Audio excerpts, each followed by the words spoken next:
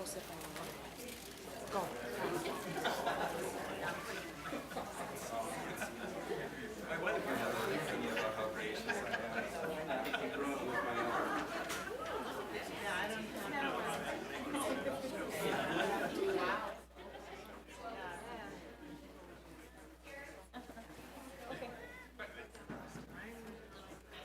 I'm a front row sitter. I actually object to the Midwest need to have a row barrier. I'm going to call the meeting to order of the Moorhead City Council. Today's date, December 19th, 2019. It's approximately 5:31 p.m. Madam Clerk, can we get a roll call, please?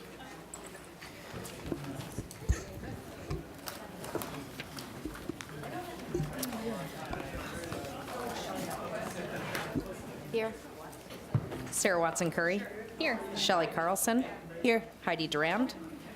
Here. Deb White. Here.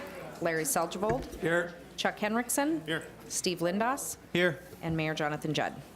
Here. If we can all please stand and recite the Pledge of Allegiance. I pledge allegiance to the flag of the United States of America and to the republic for which it stands, one nation, under God, indivisible, with liberty and justice for all. Thank you, everyone.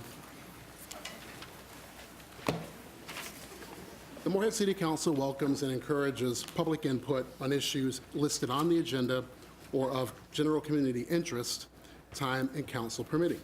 Speakers are limited to 3-minute presentations. Advertised public hearings are scheduled so that the public is afforded an opportunity to speak.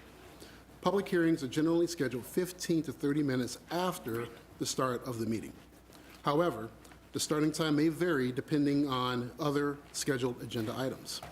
Citizens wishing to address the mayor and council regarding a specific agenda item other than public hearings will be afforded an opportunity during the discussion of that item. Citizens wishing to be... Oh, that's okay. Okay. Citizens wishing to speak on matters not listed on the agenda will be afforded the opportunity to do so under the heading Citizens Addressing the Council, usually scheduled at the beginning and the end of the agenda. Each person requesting the opportunity to speak is asked to fill out a request to speak form, which are these yellow sheets that are sitting in the entryway outside of the council chambers. Then moving on is to item number 3 for those at home, agenda amendments. Are there any amendments to tonight's agenda? Mr. Mayor, there are 3. Number 16 is being pulled from consent. Number 21 is being pulled from consent. And number 22 is on consent, but you just received the complete agreement that wasn't attached properly to the agenda. So you received a hard copy in case you want to see the full agreement for number 22, but there's no further action needed. I wanted to just highlight that. So 2 being pulled from consent, 21 and 16. Okay.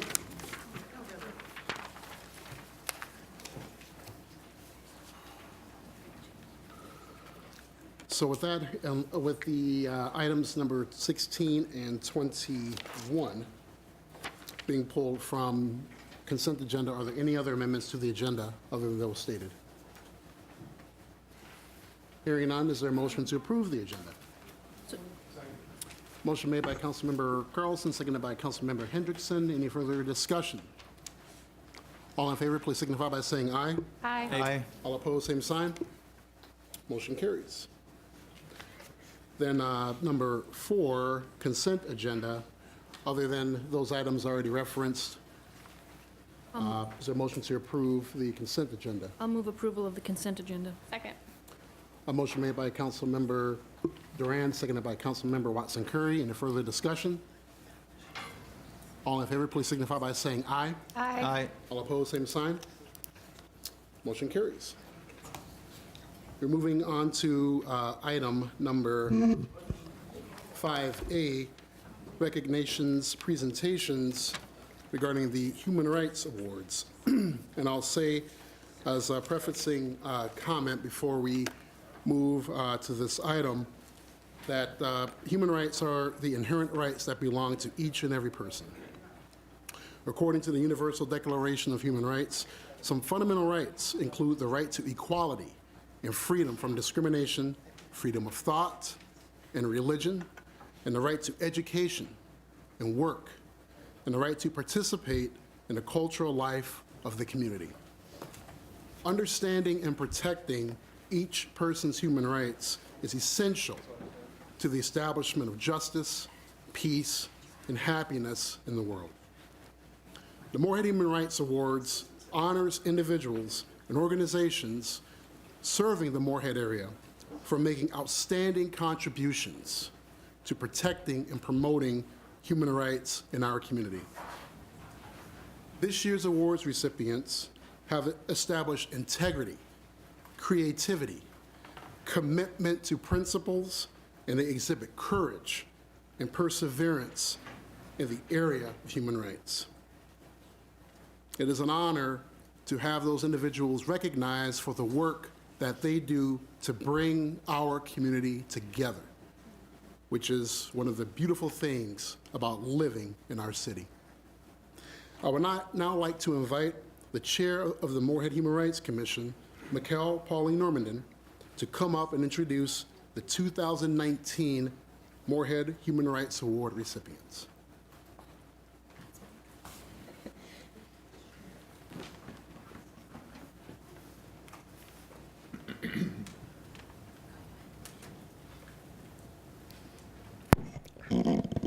I brought some of the other Moorhead Human Rights Commission members. It's Heather Keeler and Condi.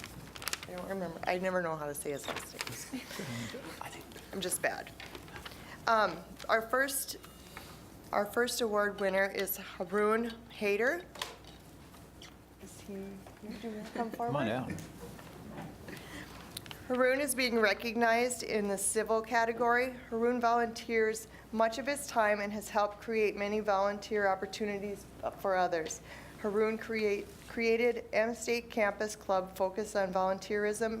He runs the Literacy Through Library program to help people with their language skills and is an advocate for the Yazid, I'm sorry, that's probably wrong, community in Moorhead. Haroon is a champion for the community involvement and an advocate of human rights, justice, and equity.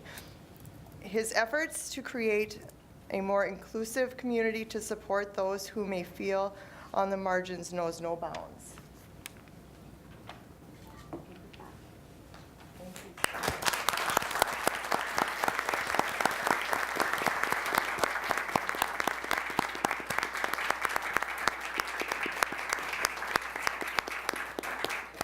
Mikkel, if I may interrupt you, if you don't mind, if you could pull the mic closer to you, just so those at home, we kind of get a Perfect. beating when I didn't turn wanna- my mic off. I didn't want to break Well- it.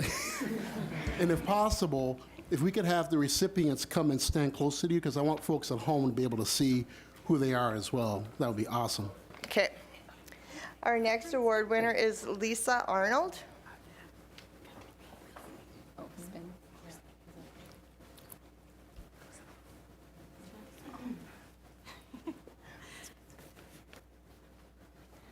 There. Are they on there? Okay, perfect.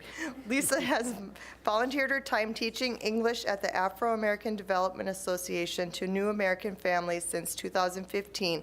She mentors new Americans through volunteering assistance with reading, writing, and preparing for the citizenship test. She goes above and beyond in helping others, whether it is teaching new skills, organizing community events, or even giving rides to those in need. Lisa is being recognized in the education category. Thank you.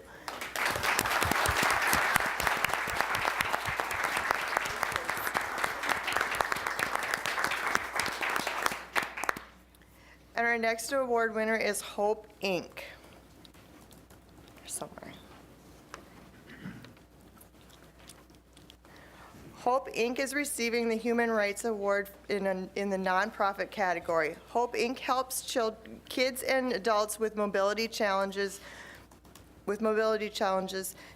life challenges. I can't even speak anymore. Live active and full lives through adaptive sports and recreational activities.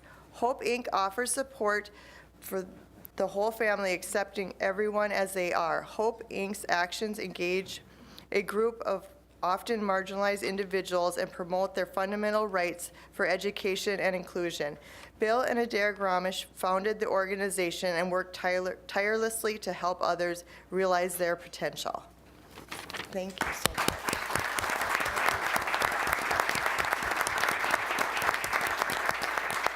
Thank you, guys. Now, my understanding is that a couple of individuals may want to speak. Did you still want to say? Yeah, I have them. Okay. Absolutely. I mean, if anyone wishes to have any words they wish to share, that's perfectly fine. So, Mr. Hader, if you want to do that. I wrote a poem last night, so I would like to share it with you all. First, thank you very much for this recognition, and it's all thanks to the people that I've come across to and impacted my life in one way or another. I thank you very much from the bottom of my heart, and I've learned a lot from you, and I keep learning from you. And I wrote this poem about what I felt and the experience that I see throughout the world and what's happening in the world. Wipe away your tears, Mom. This world is not for you, but only for some. In your wounded palm, there nestles untold stories. Since when slaughtering our human fellows, hating on our human fellows, discriminating against our human fellows become our glories? Mother, why some people are so emotionless, selfish, indifferent, and compassionate? In their heart reside nothing but narratives deemed to be abhorrent. I saw pain in your eyes, flame inside your body, and hope in your heart that one day this darkness will be gone. How many countless nights, torture, pain caused by your human fellows has kept you awake from night to dawn? Greedy and cruel are some. You're poor, tired. Your crowded masses longing to breathe free are embraced in my home.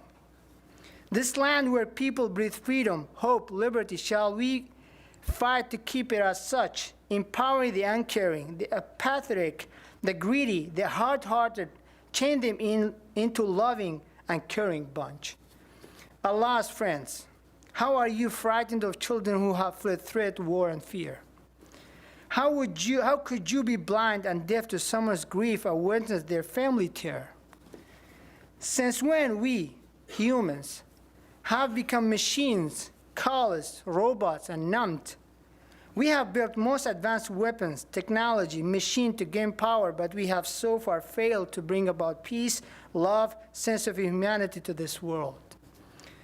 You are all ambassadors for creating a peaceful world that gives me hope and energy to continue this path, and I'm thrilled to be among you and living in the same community as you do.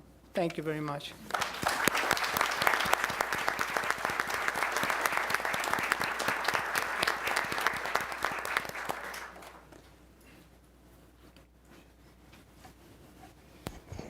Hi, everyone. I just want to say thank you so much. I did not expect to receive an award for something that I would do normally in my life. So I'm just very humbled and touched. And I hope that, if anything, that my work will inspire other people to do something for their neighbors. So thank you.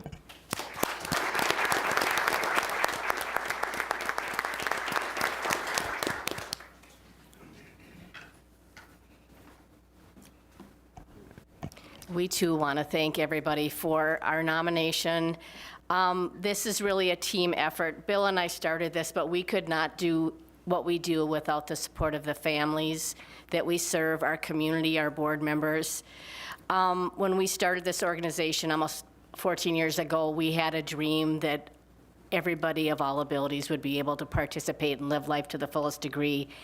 And we're very blessed that we think we're on track and doing a pretty good job. Well said, Adair. Again, thanks everyone for this award. It is truly an honor to be able to work with the folks with the Disabilities and Hope Incorporated like we do. Extremely inspiring each day to watch the challenges that they have, to watch them overcome the challenges. And again, we wouldn't be able to do this without Moorhead's community support. So a very sincere thank you to everyone. Thank you very much.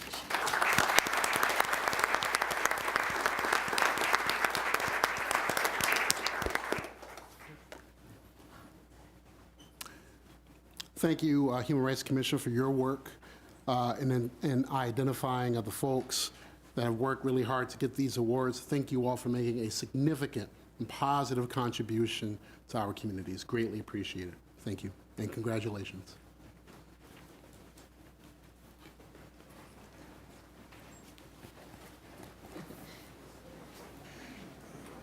Now, for those at home, we do have our truth and taxation public comment, which is listed under 5B.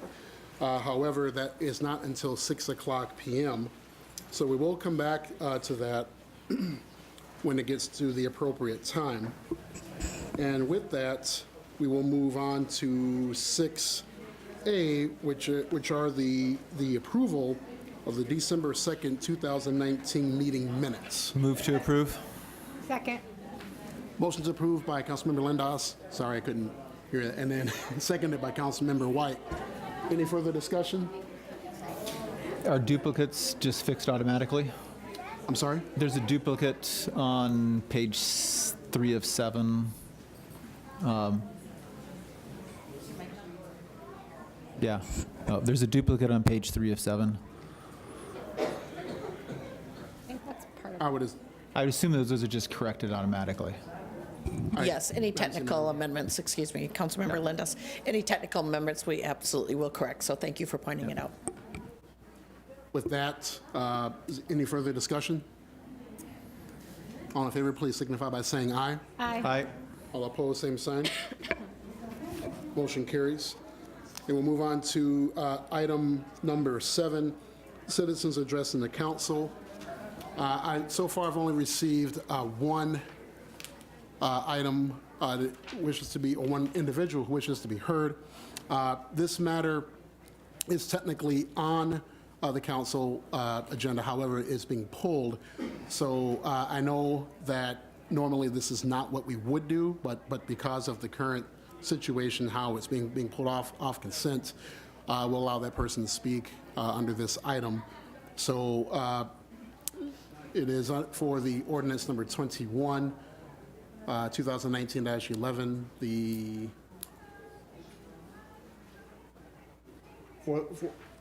I should make a clarification point, only because we don't want this person sitting here until that time, because we may not get to it till later. Probably just have Ms. Winterstein be heard right away. So if you could just state your full name, Ms. Yes. Winterstein, and your address. My name is Carolyn Ruth Winterstein. People know me as Carrie. I live at 521 9th Street South in Moorhead. And I appreciate the opportunity to speak at this time of the meeting. I actually have 2 other meetings following this one, so it would be difficult to stay. I would like to speak about item, which is item number 21, relating to the ordinance 2019-11, the ordinance to amend liquor control definitions and conditions Ms. of Winterstein, license. I'm sorry for interrupting. Madam Yeah. Clerk, if you can start the 3-minute. Sorry. Great. Oh, yeah, there we go. Thank you. So I'm here just as a private citizen who lives in the neighborhood at question in terms of when this amendment came up and what area of town we're talking about. And so I simply wanted to be here somewhat as a representative of the neighborhood to let you know we're paying attention, and that just because we can't always make all of these all of these meetings, we are interested in the outcome. That's not to say that I am personally opposed to the outcome. I'm actually really interested in having a deeper conversation about this particular amendment, this particular ordinance. And I guess I would say that I would welcome, if it's still possible, for there to be some kind of convening and conversation among the neighbors, among the campuses, and among potentially some of the developers who've been working in our neighborhood. My husband and I worked very closely on the project that is at the corner of 8th Street and 6th Avenue.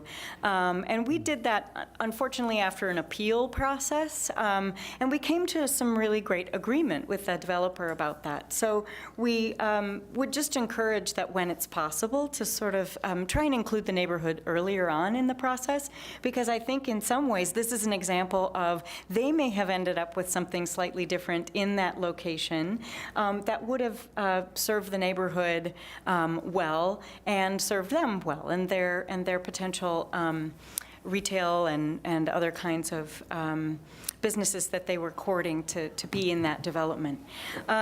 So it's not that we are opposed to the amendment of the liquor control license. We're just really interested in having a deeper conversation to reach consensus that serves well an area that serves students, that serves business, that serves a historic neighborhood, Moorhead's only historic neighborhood, and think about what is best for all of those groups moving forward. So that's all. I'm just here to let you know that the neighborhood is really interested and invested in this topic. Thank you for sharing. Thank you. Does that bring about any comments or questions from council? Do we talk about it later, or do we talk about it now? I guess we don't know. I would say just specific to any comments you want to have regarding Ms. Winterstein's comments, or we can talk about it at the time we bring it up. So, none? Okay, thank you.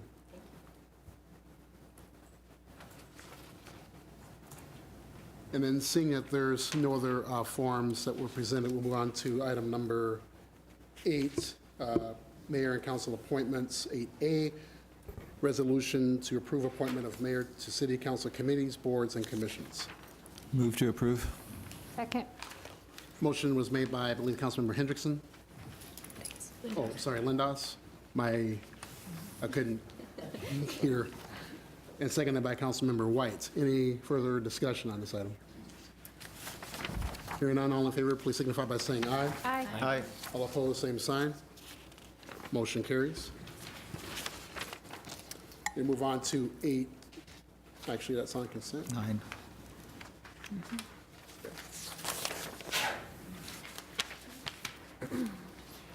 Then, before we go to item number 9, which is a public hearing, I probably will say, for those individuals that are here, if there's any citizens that have questions regarding your assessed values, and this is pursuant to the 6 o'clock truth and taxation public comment opportunity, our city assessor is here and will be waiting in the lobby, and will work to answer any questions that anyone may have regarding their assessed values. So we can, if anyone's here for that, we can take a look at Mr. Ockery. Okay, so if anyone's here that wishes to have a conversation with him about that, he is here, and we'll hopefully get to that point where we can have the hearing somewhere shortly after 6 o'clock. So, then moving on to item number 9, which is a public hearing. It is a public hearing to consider modification of MAP bus service on the Link FM downtown circulator route effective January 1st, 2020. Is there a motion to move into public hearing? So moved. Second.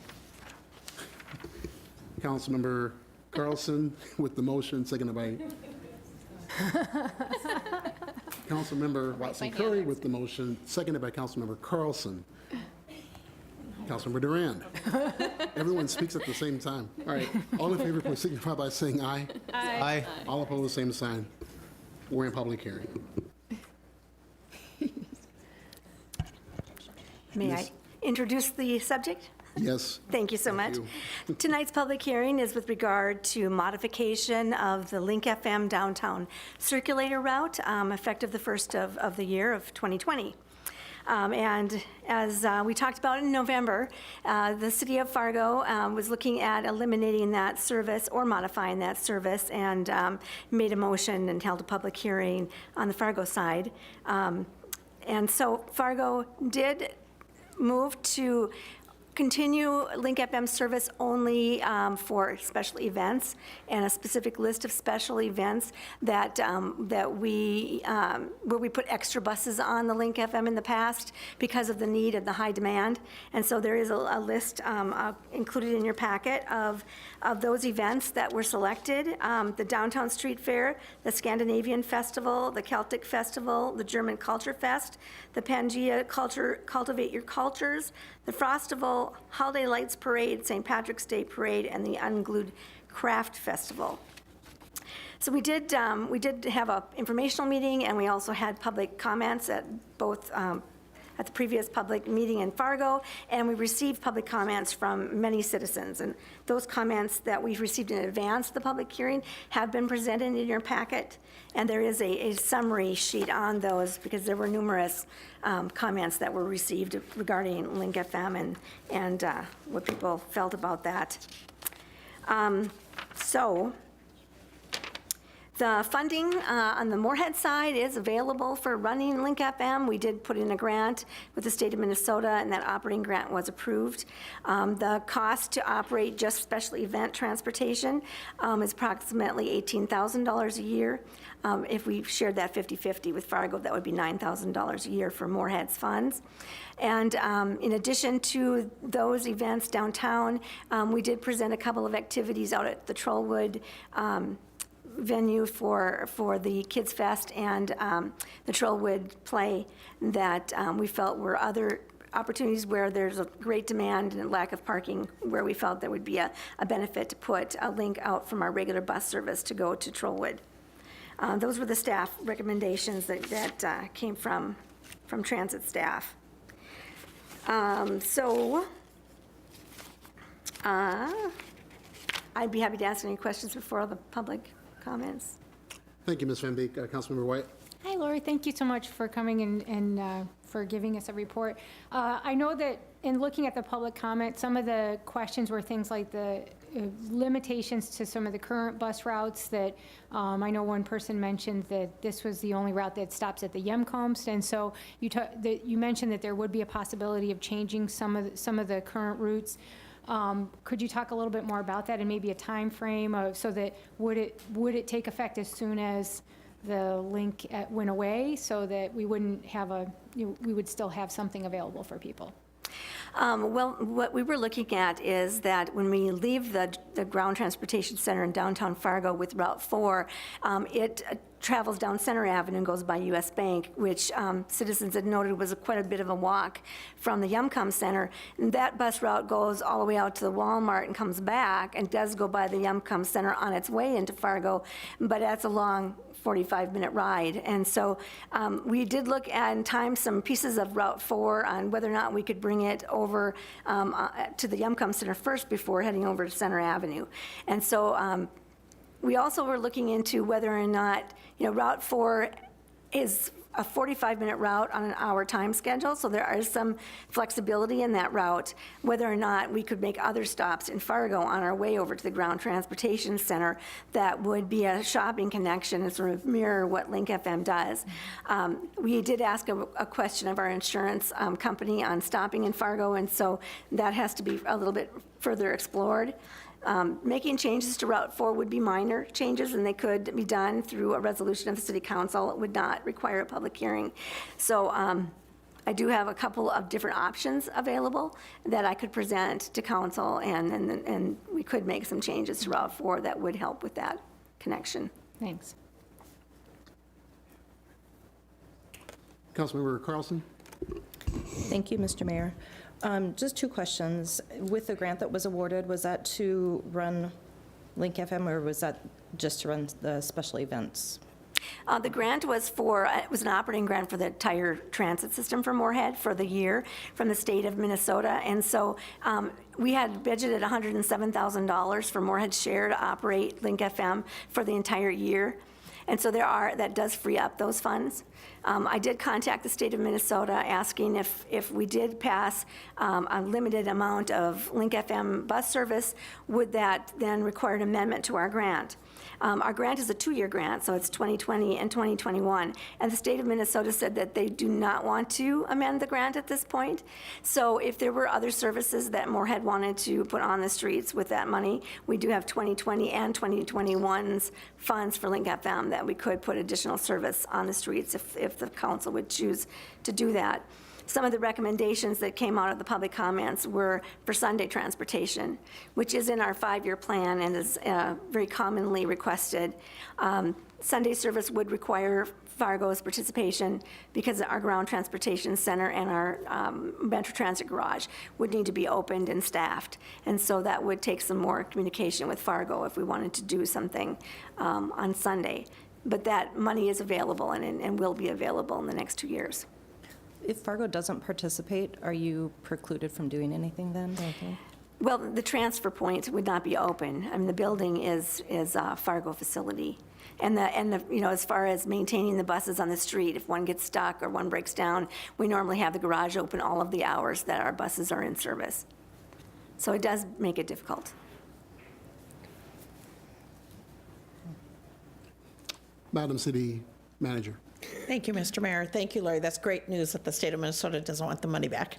So maybe the council could consider letting Lori, you give her some suggestions on what she should look at, and she could do some research for expanding services in other areas, because we do have that difference if you're going to approve the recommendation from staff. And I do think this is a great opportunity to provide some more Minnesota service. It would have to be specifically Minnesota. As Lori mentioned, we have to be really careful, but if you want to look at some ideas, maybe give her a little time. We'd have 2 years to spend it. You could still move forward with the recommendation if you wanted today. It's just a suggestion. Councilmember Watson-Curry. Thank you, Mr. Mayor. Thanks, Lori, for the presentation. I think I ask this question every time, but worth repeating. The list of events that are already approved, is there wiggle room to add more? And then if you can, again, highlight the process. I know these are federal dollars, so it has to be there's some requirements in that. So if you wouldn't mind highlighting that once again. Thanks for asking. Yes, I did forget to say that. So we did talk to the federal ombudsman because events are often considered charter service, and we have to be able to meet the charter requirements under the federal law because we have federally funded buses. The ombudsman said, as long as you do not charge a fare, you can provide the service. And it can't be for an exclusive use of a group. So if a special group wants it just for their group, you can't do it. But if it's open to the public and published, then you can provide service. So there is wiggle room. I mean, the city of Moorhead has grant money available that could go beyond our list. The list was a Fargo-Moorhead joint list that we came up with Fargo. If Fargo should select a project that isn't into Moorhead's benefit, they would have to pay 100% of the cost, and in turn, we could do the same. So if there were some events that came up that we felt needed to be considered for Link FM, there would be an opportunity to do that. One of the things we put in the draft communication was that we would like to come back annually as part of the budget process with the city manager, or just bring things to the city manager anytime someone brings something to our attention, and then she in turn would communicate that back to council and commission if you guys both wanted to fund something, or if just council wanted to fund something. Awesome, thank you. And if I may, I am sad to see the service go away. I'm really disappointed in the way that the conversation was started, quite honestly. But I do think, as a avid user of Link FM, that it has served its function in helping connect riders to different spaces and introducing them to the bus as well. So I don't want to lose sight of the fact that I do think it was a very successful program, and I am sad to close this chapter of it, but I think I appreciate City Manager Volker's suggestion about exploring some other ways that we could feature things. I also had highlighted that the Yumcomb stop as well, so maybe that's looking at tying in and circulating with our campuses or some of the others. I know those get to be a bit of a crunch, but I would encourage to take a run and look at that as well. So thanks for all your work on this. You're welcome. Councilmember Lindos. I guess, thank you, Lori. I guess segueing off of Councilmember Watson Curry, in terms of operating Link FM at certain hours, involving the college communities to figure out when they might want to use a bus that could, circulate downtown and go by all three colleges, and maybe even go a little further south in Moorhead. Kind of hit the Moorhead businesses. And I don't know if I would imagine, kind of a different time scale, more in the afternoon. Right now, we have bus route number 1 that goes by Concordia College, and route 2 that goes by MSUM, and route 3 and route 5 that go by the Technical College. So we have bus service from 6:15 in the morning until 11:15 at night. All of those bus routes have an immediate connection at a transfer point without having to get off a bus to get downtown. And so our buses circulate through downtown Moorhead, and then go into the downtown at Ground Transportation Center in Fargo, where you can transfer onto buses to get elsewhere in Fargo and in Moorhead. So there is service until 11:15 at night, Monday through Saturday, that does connect the colleges directly to our downtown as is. So I guess I was kind of thinking, specifically asking college students when and how they might want, and then, if there was an opportunity to fill in some of that with a Link FM that would then increase ridership and potentially show them that, hey, taking the bus is easy. We do have a survey that Okay. we just passed the draft through our MAT coordinating Okay, board perfect. for the colleges. The college enrollment is down and ridership is down on the colleges in general. And so we had drafted that in order to determine what the college students would like to see improved, and where they've seen advertising about us and things, so that we can better educate them as well. Thank you. So bring about any other questions or comments? Okay. Thank you, Ms. Van Beek, for your presentation. Are there any other individuals in the audience that wish to be heard on this public meeting? Are there any other individuals in the audience that wish to be heard on this public meeting? Seeing none, is there a motion to close the public hearing? Motion made by Councilmember Carlson, seconded by Councilmember Seljevold. All in favor, please signify by saying aye. Aye. All opposed, same sign. Motion carries. Then on 9A, there's a resolution to approve the modification to the MAP Bus Link FM circulator route effective 1/1/2020. Is there a motion to approve the resolution? So moved. Motion made by Councilmember White, seconded by Councilmember Duran. Any further discussion? All in favor, please signify by saying aye. Aye. All opposed, same sign. Motion carries. Thank you.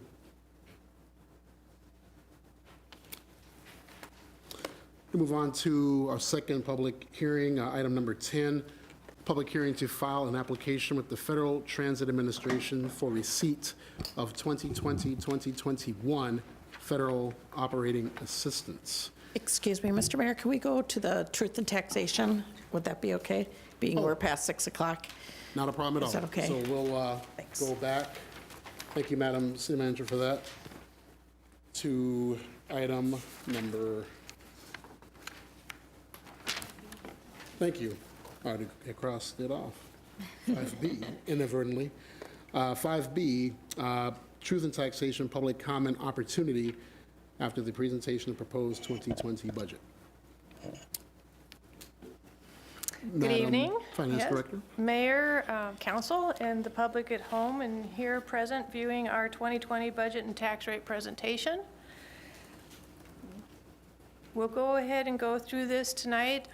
We did have the error of the notification by the county. They are required to notify the public of this meeting date, and it was scheduled originally for the 2nd, but was put into the advertisement for the 6th, and so we are now doing it again on the 9th to make sure. And there was a notice that went out to all the residents in the community, letting them know that that had been corrected to tonight's meeting. So we're going to go ahead and go through the presentation. You've seen it once before, but we'll do it again and make sure everybody at home and currently present get an opportunity to speak to our proposed 2020 budget. The total operating and capital budget for 2020 is $115.4 million. And those funds are spent in 6 major categories. The largest is capital projects at $33.4 million, which is 29% of the total spend. The second largest is personnel in the amount of $29.3 million, which is 25%. So this is the cost. The personnel is the cost for the city's full-time and part-time employees, which allow the city to provide high-quality service. The revenue sources for the $115.4 million are shown here. And the majority of the funding for the city budget comes from sources other than property taxes. Property taxes only provide 14% of the total revenues of everything that's being spent by the city. Charges for services provide 23% of the total budget. This does include your utility funds that are city operated. So part of that would be the fees for wastewater, stormwater, sanitation, and those funds as well. Capital project financing makes up 28% of the total revenue, and those would be bonds for street projects and other capital projects, so that financing to cover those costs. The estimated total tax capacity, so the growth in the city, the additional tax capacity that we have in the city is 2.18% for 2020 from 2019.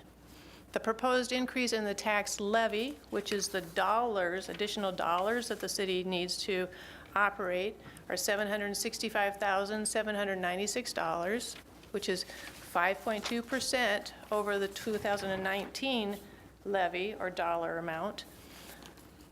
But the estimated then tax rate increase for those same dollars spread over the tax base is 2.9%. So again, that's the total need of the dollars divided by the total tax capacity, and we've got our rate of 2.90. And you can see the property tax rate over the past 5 years, and then with this being the 6th year, average approximately 3.03%. So we're below our average at the 2.90. The distribution of the tax levy, so the dollars, that $700,000 that we're levying are spent, 31% go to debt service, which is to pay bonds and previous financing for large street projects primarily, or other capital purchases.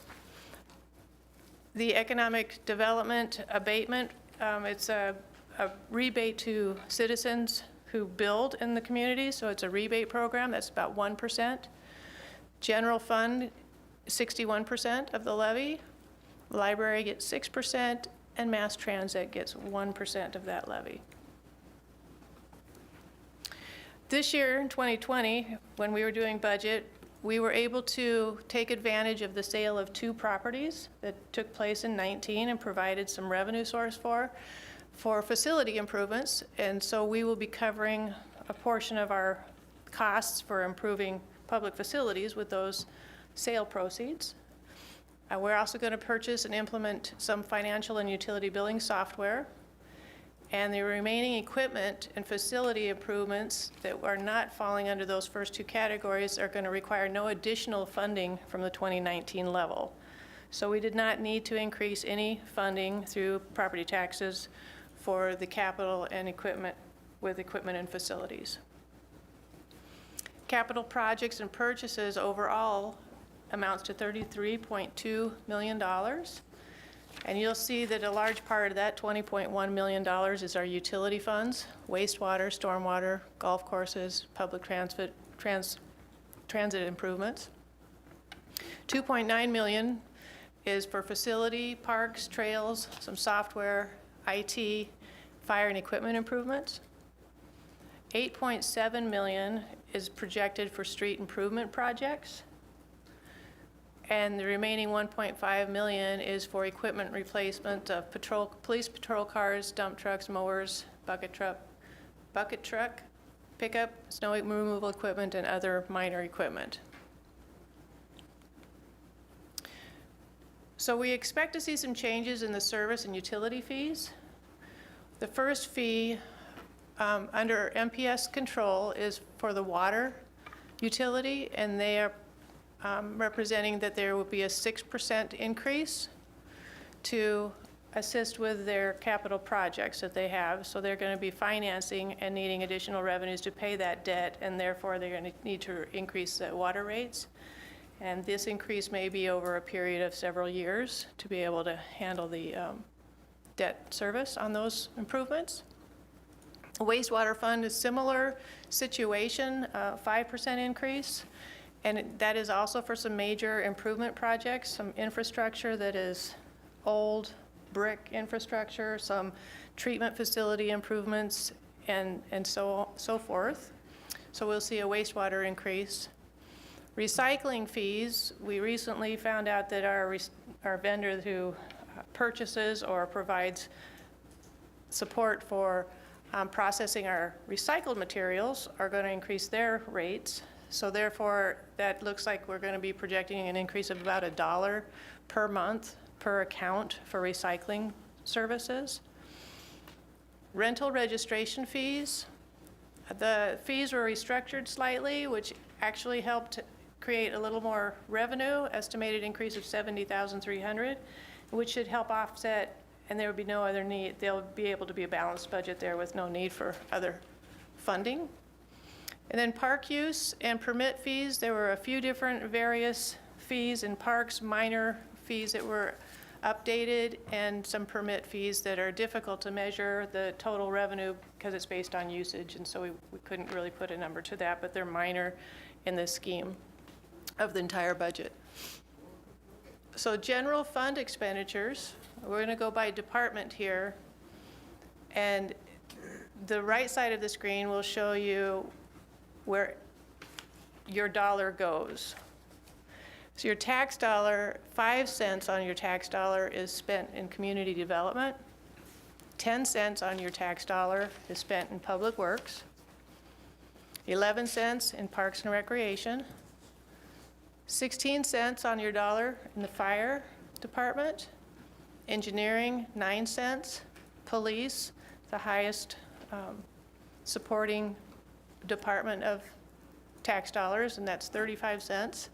And then your elected officials and administration, 15 cents.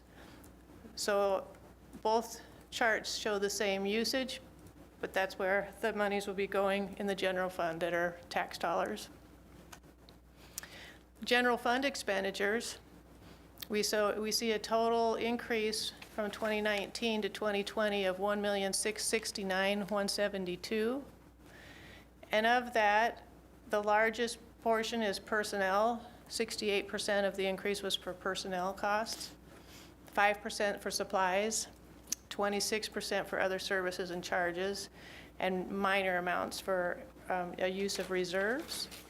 And you'll note in there the elected officials and administration, that $857,000 increase was primarily due to the fact that the city took over the prosecution legal services that were being provided by the county prior.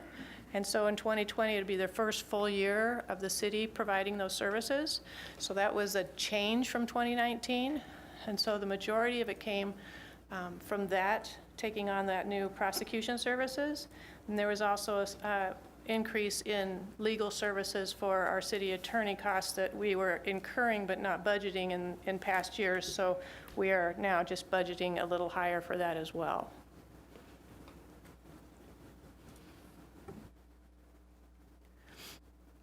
Operating costs, again, we increased the legal fees that weren't previously budgeted.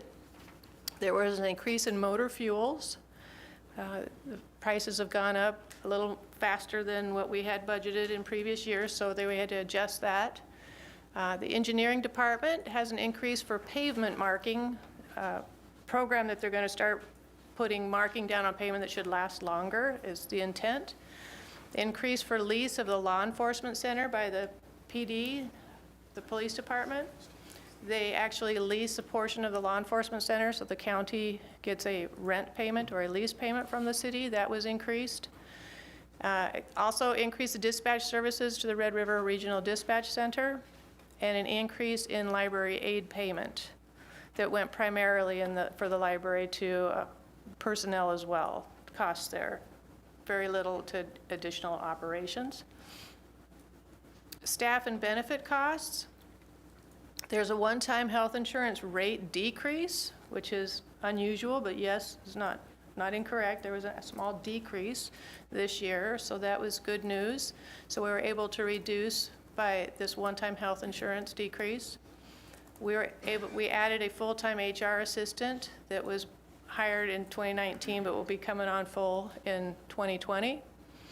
Add a full-time grant and marketing position, which will be partially offset from added revenues generated by those grants.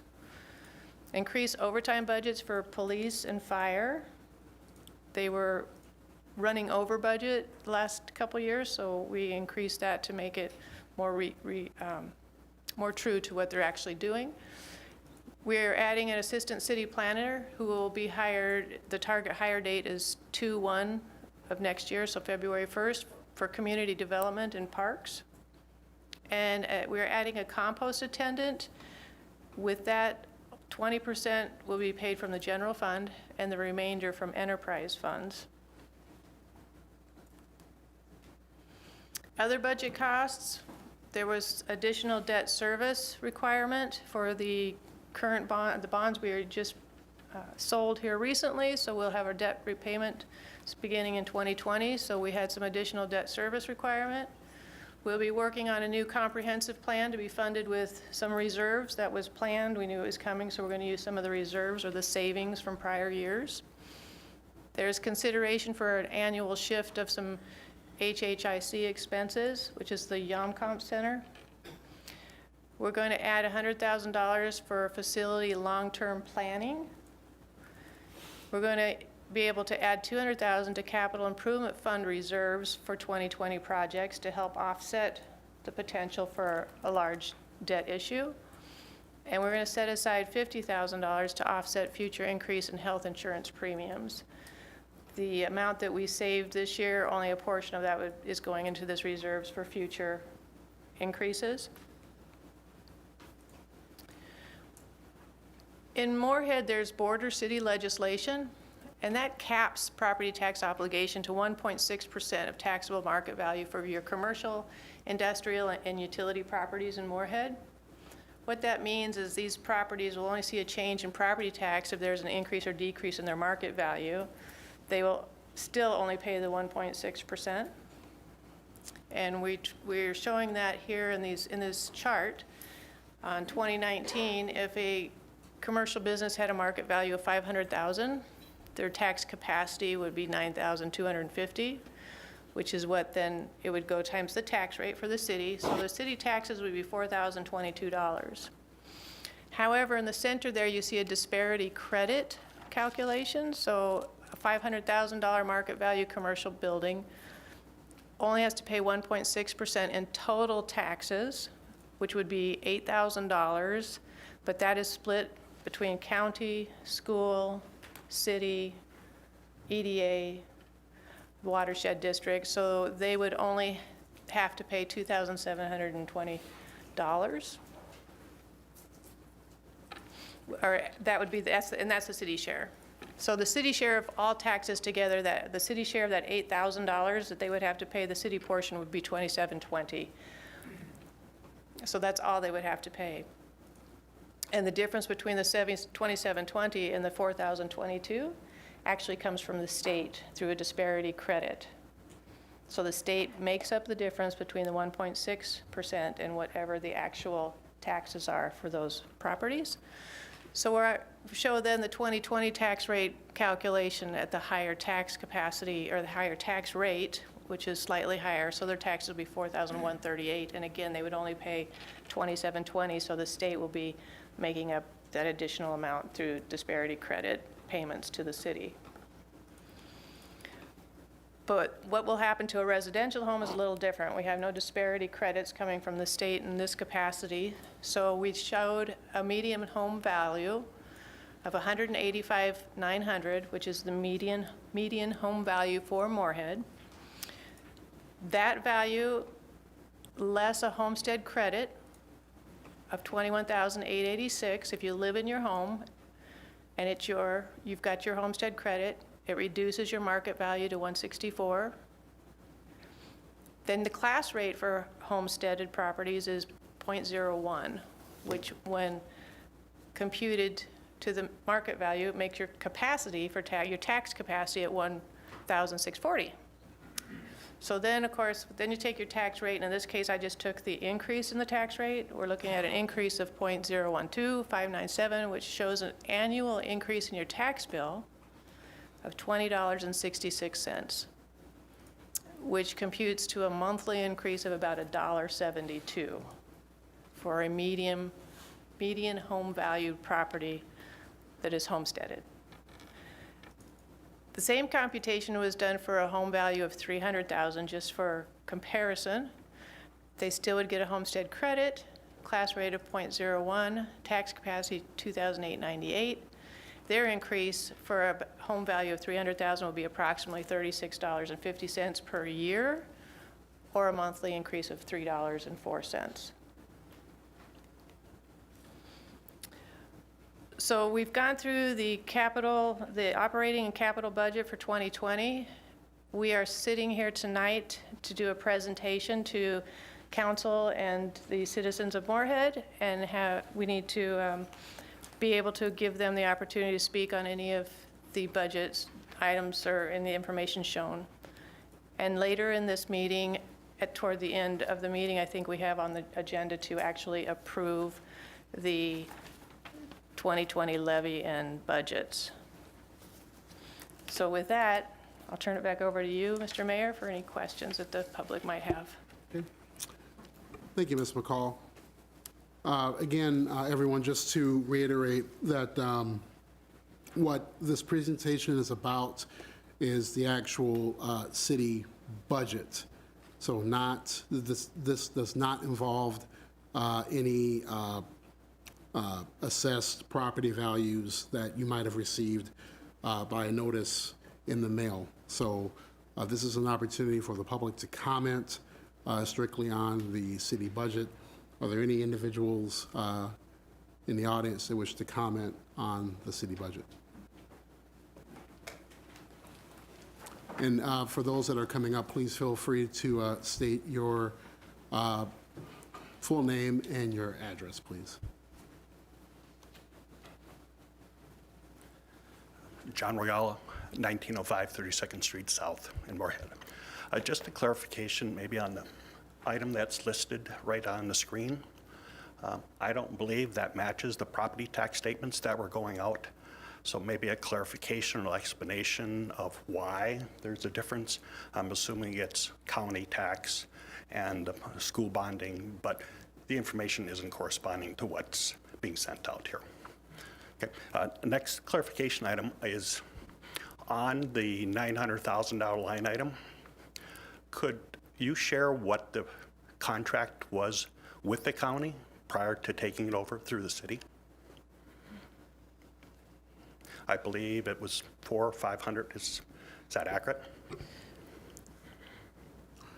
Madam City Manager. Mr. Mayor, City Council, Mr. Regala, that $900,000 wasn't for the legal fees. That was just a difference in administration. It included all the benefits, the salaries, and anything else in administration.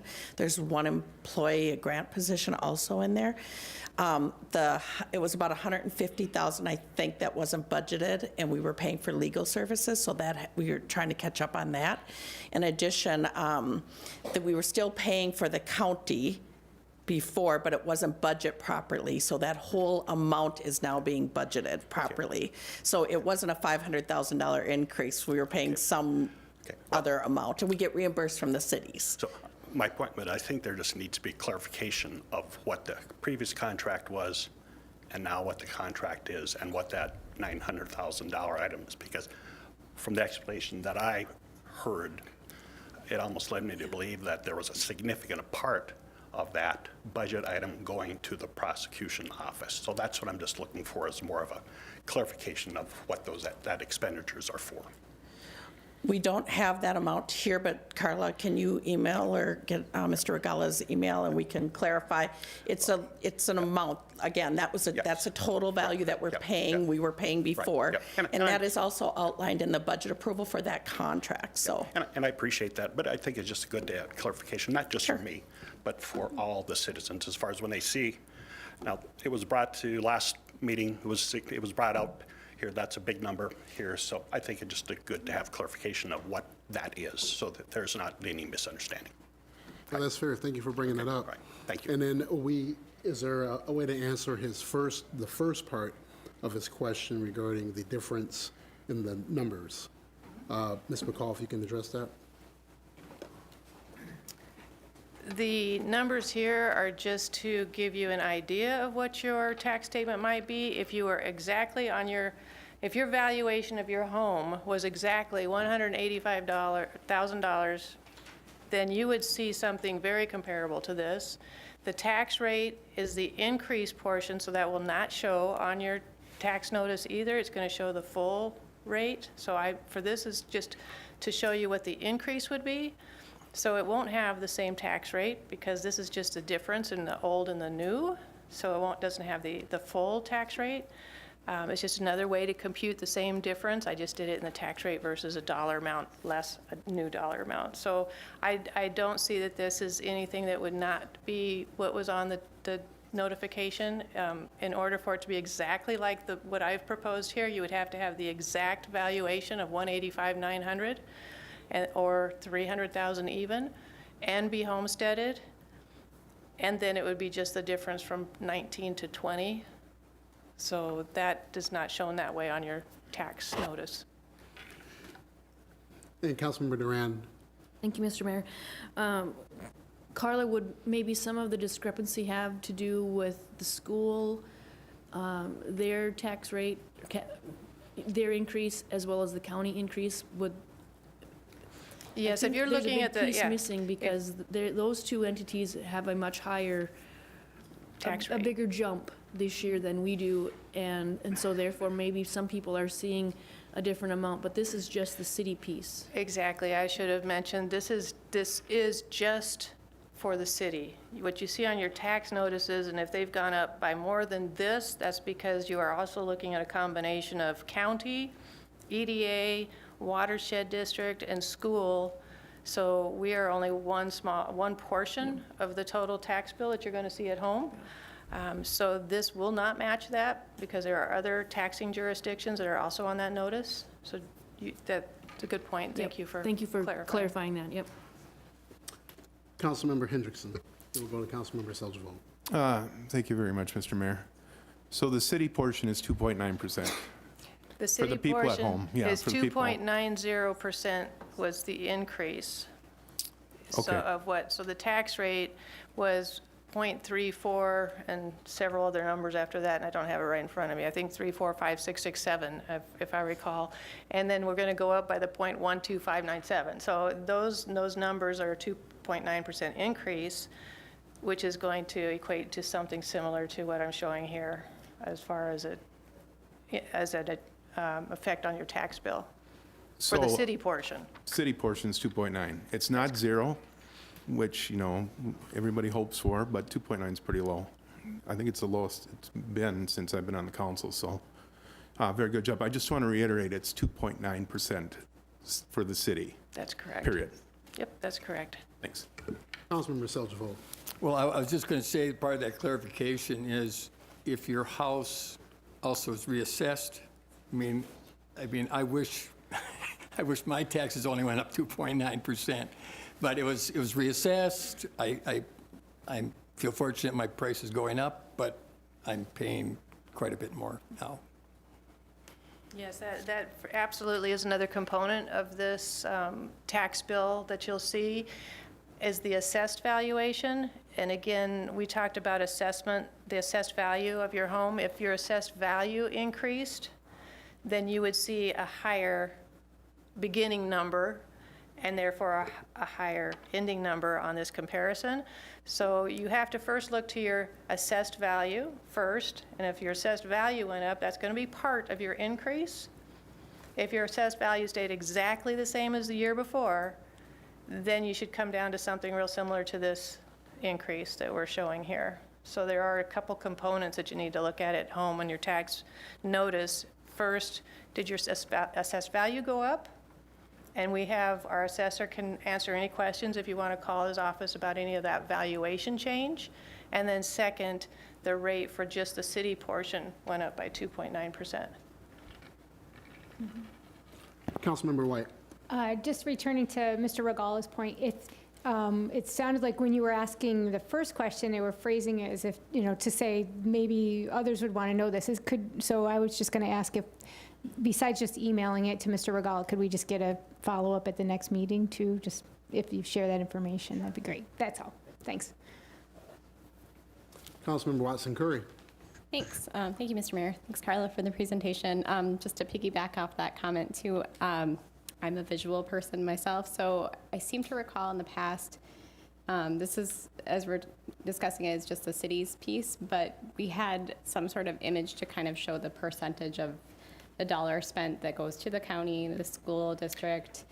That might be a nice way to sort of, so people know where their funds are going to. We have a lot of great pie charts and images as well, so it might be good to tie that up as well and share that. With the referendum for the school passing, I did ask the county this morning, for my own knowledge, when would those new tax rates be available?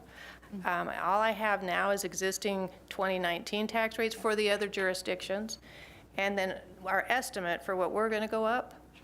But she said the other actual true, where I can give you that dollar amount of how it's all split out, is not going to be available until March from the county. So it'll take a while for them to get that city, county, and those other jurisdictions, all the actual rates computed. Sure. But when they are, I would be happy to bring it back and show you actuals for 2020. Unfortunately, we're all in the process of actually approving our budgets and getting everything to the county and all those jurisdictions, and they do their computations, and then it takes a while for them to get those actual new tax rates available. But as soon as we do get them, I'd be happy to share that and maybe put it on the website even for citizens to view. Okay. Great, thank you.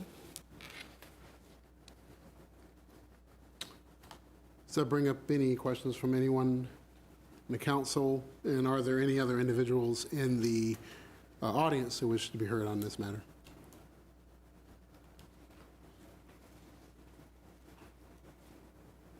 Okay. Any other comments? All right. Thank you for all of your work and your staff, Ms. McCall. We really appreciate it. And again, I mean, at 2.9 is pretty good, as Councilmember Henderson stated. Obviously, for everyone around us, the cost to do business is going up, and that's, as we grow, demands get greater. So it's a pretty fine line to try to navigate, but thank you for all that you've done. Thank you, Mr. Mayor, Council. Thank you, Carla.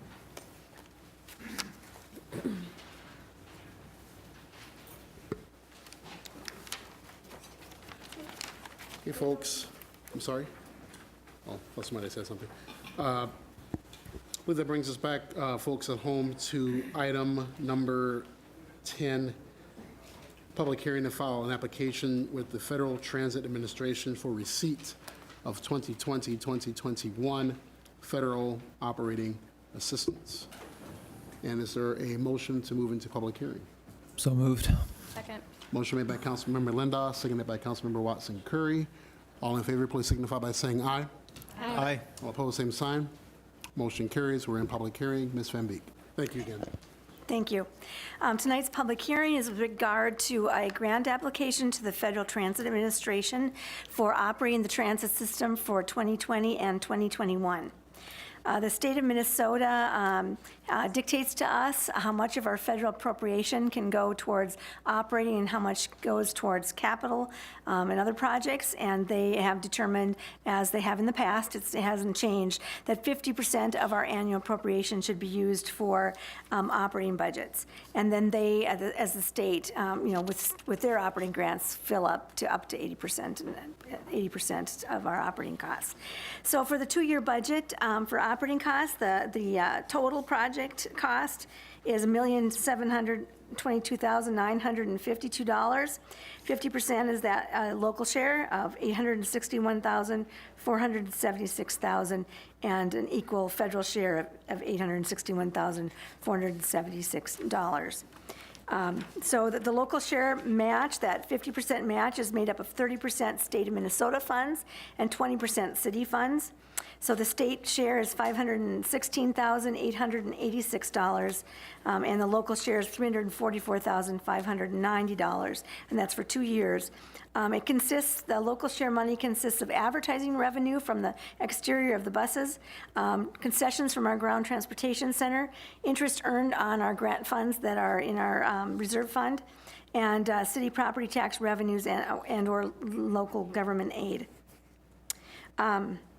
So the funds that we don't spend of our appropriation can be carried for, we can bank it up to 5 years plus the year we appropriated it, so that we can build up our funds for large projects like facility improvements and bus replacements and things like that. So we do have a reserve fund from part of our 2019 appropriation, and we'll have the 2020 appropriation as well that's still unspent. So there will be funds in our reserve for carrying forward for other large projects.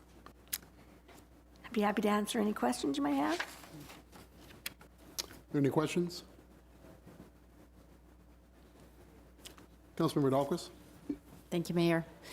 Just a dream, can we get electric buses?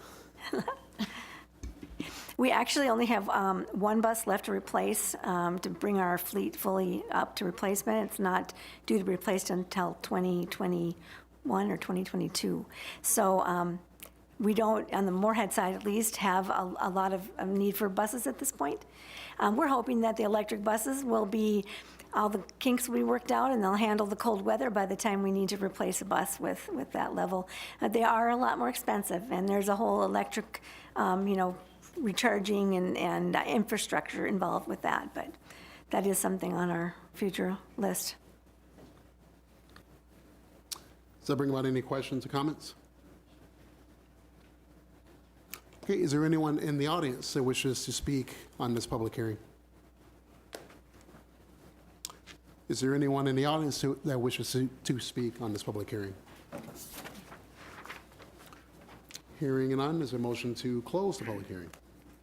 So moved. Second. Motion made by Councilmember Watson Curry, seconded by Councilmember White. Any further discussion? All in favor, please signify by saying aye. Aye. Aye. All opposed, same sign. Motion carries. We are out of public hearing. And then we'll address item 10A, which is a resolution to authorize a filing of an application with the Federal Transit Administration for receipt of 2020-2021 federal operating assistance. Is there a motion to approve? So moved. Second. Motion made by Councilmember Lindos, seconded by Councilmember Hendrickson. Any further discussion?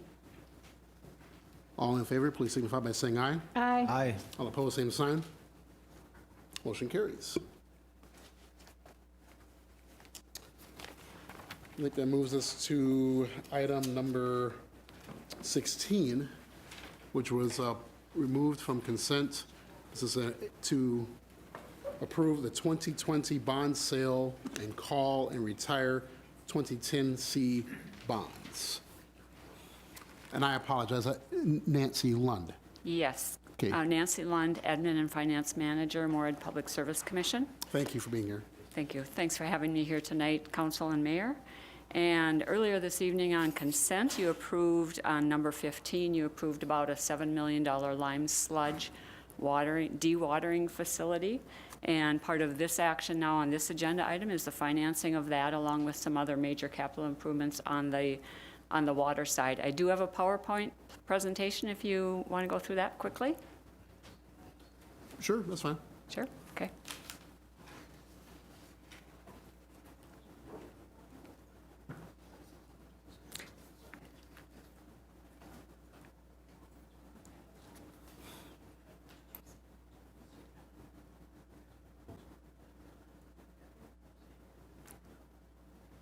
I can just talk through it if you don't have it handy.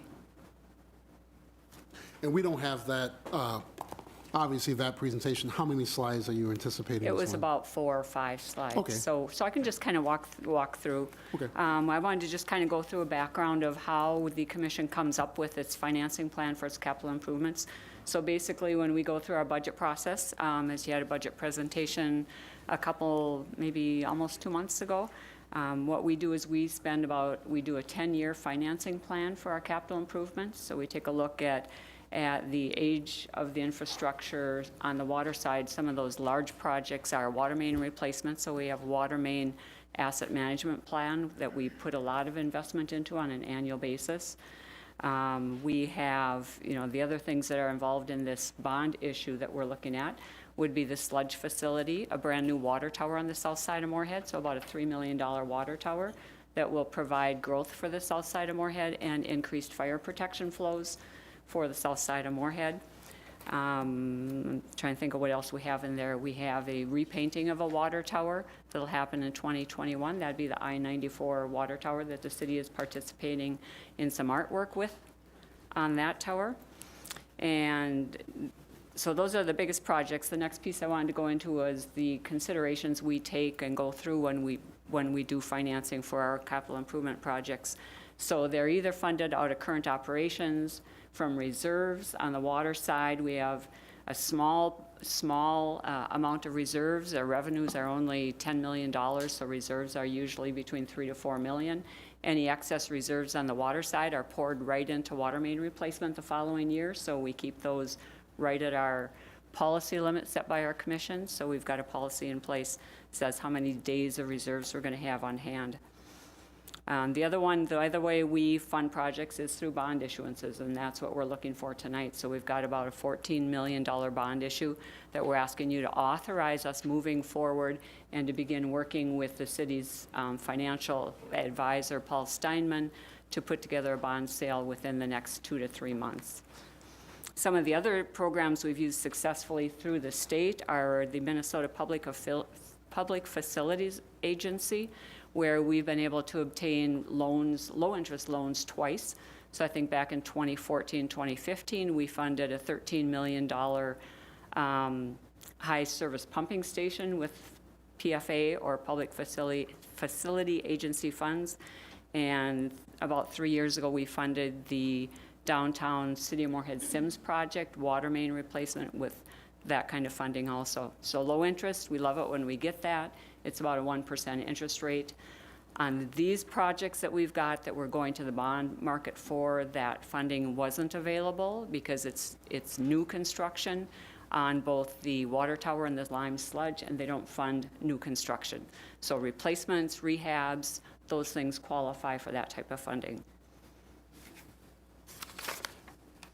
And some of the major projects, I think we've touched on those. So $7 million this year and next year for the lime sludge dewatering facility, $3 million for the water tower going in on the south side, $1 million for water tower rehab. That's the I-94 water tower. And a big one coming up in the future, a few years out, would be in 2023 and 2028, over $25 million in water supply projects. Would mean a new pipeline between here going out Highway 10 to our well fields out there, and then a line going south to Sabin for a new well field scheduled in approximately 2028. So things on the horizon, but not what we're dealing with directly today. So part one of the action before you then is approving the $14 million bond sale and letting us get the ball rolling on that with a financial advisor. The second piece is probably the more exciting piece for me to talk about a little bit, because I've never done this before, but would be calling about $7 million of bonds early. So they're due to mature over the next 5 years. and we've got enough reserves, unrestricted reserves on the electric side to call those bonds and pay them off. So we're going to do that. It's some Build America bonds that we issued back in 2010. We'll save a gross interest of $1.2 million. That would have been offset by federal government, what's the right word? Federal government buy down of that interest rate. So over the 5 years, we'll see a interest savings of about $700,000. So never done that before, so we're asking for you to pass the resolution that would allow us to do that also. Questions?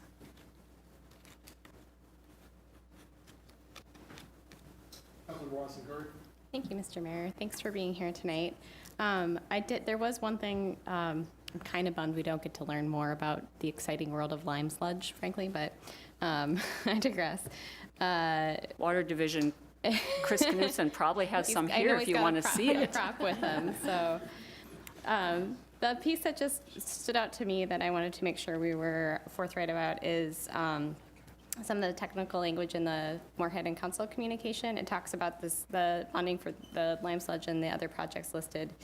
And I'll just read it if you don't mind. So it's page 118 or 122 in our packet.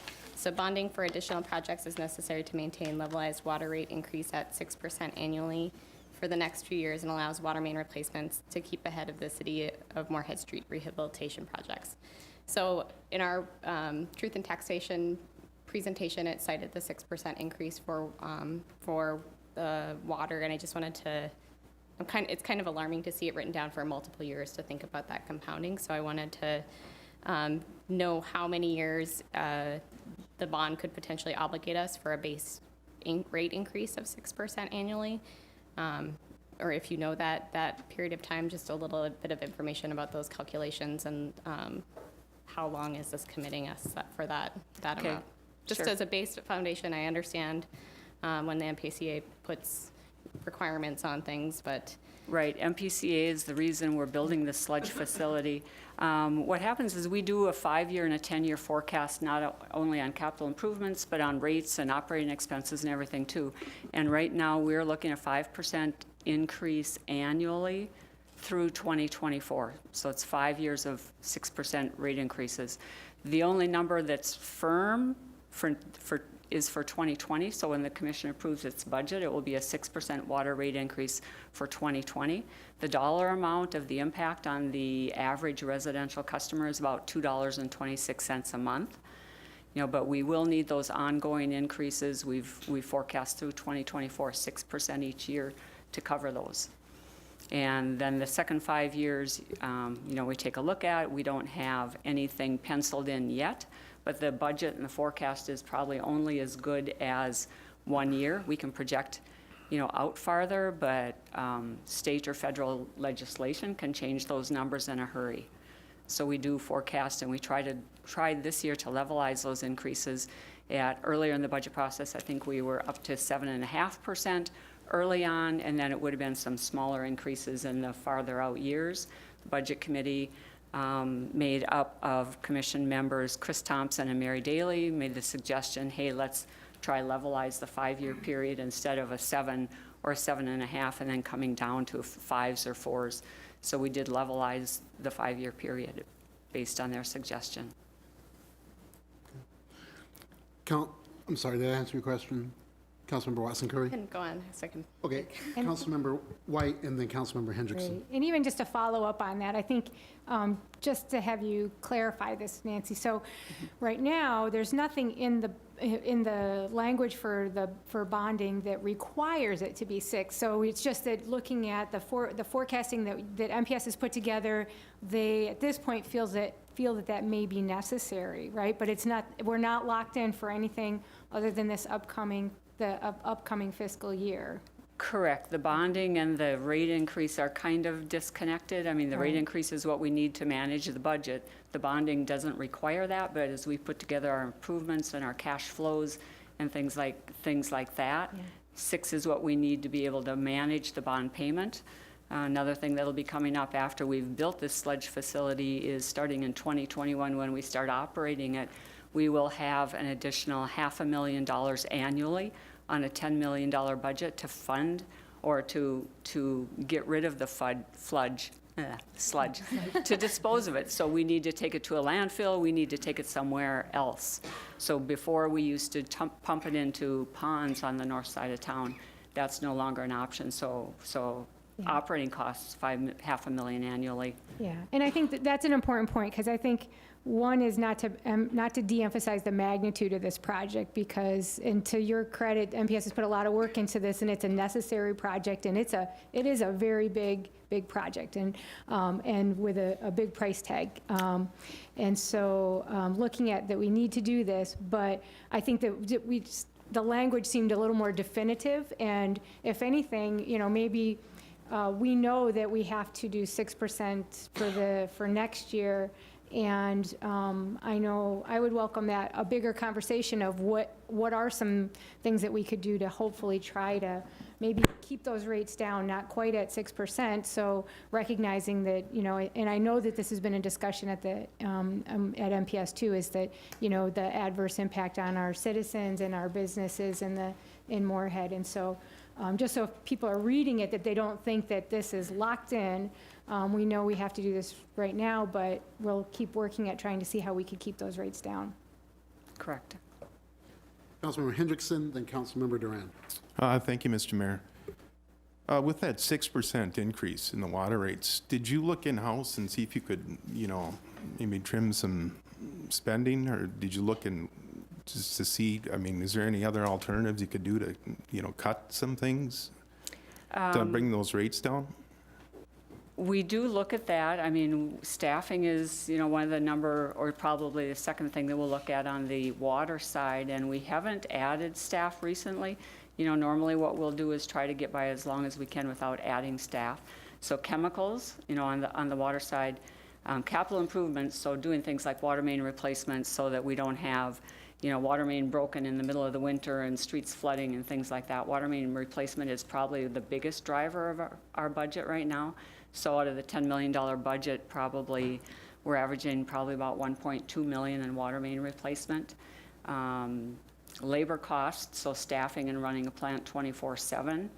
We do that. Chemicals is our next big cost, another $1 million there. So when we cover those, then it's going to be some of those smaller costs, and the Water Division does take a look at those to see where they can save those dollars at. Is there a report, of what you've tried to cut or what you've looked at? I don't want, cuts to employees. It's not a good thing. But like you said with the chemicals, have you shopped those out or?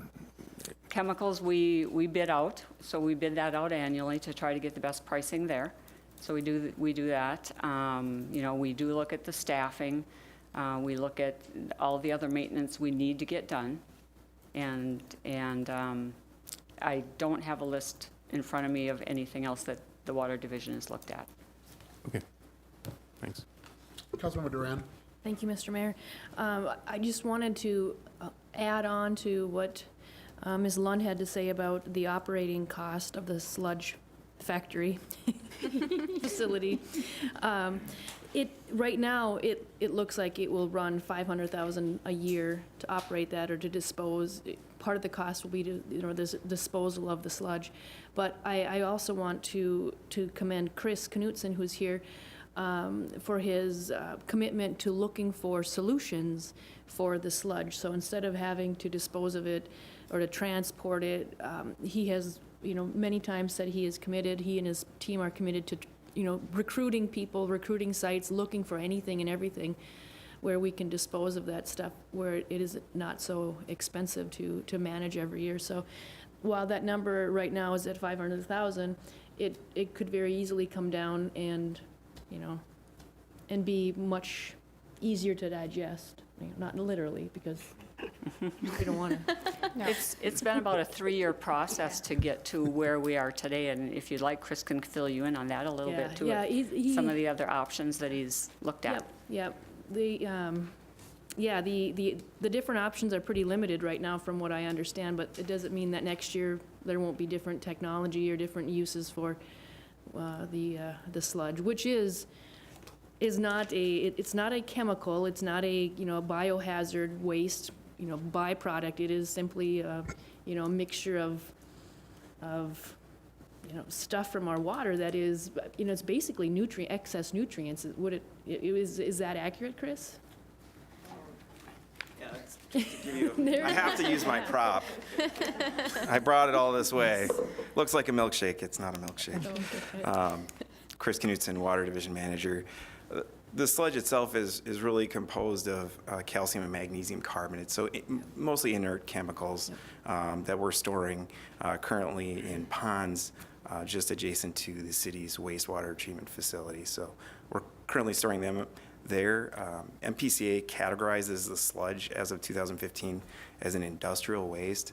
That's why we've had to make some changes with respect to our long-term storage for this particular material.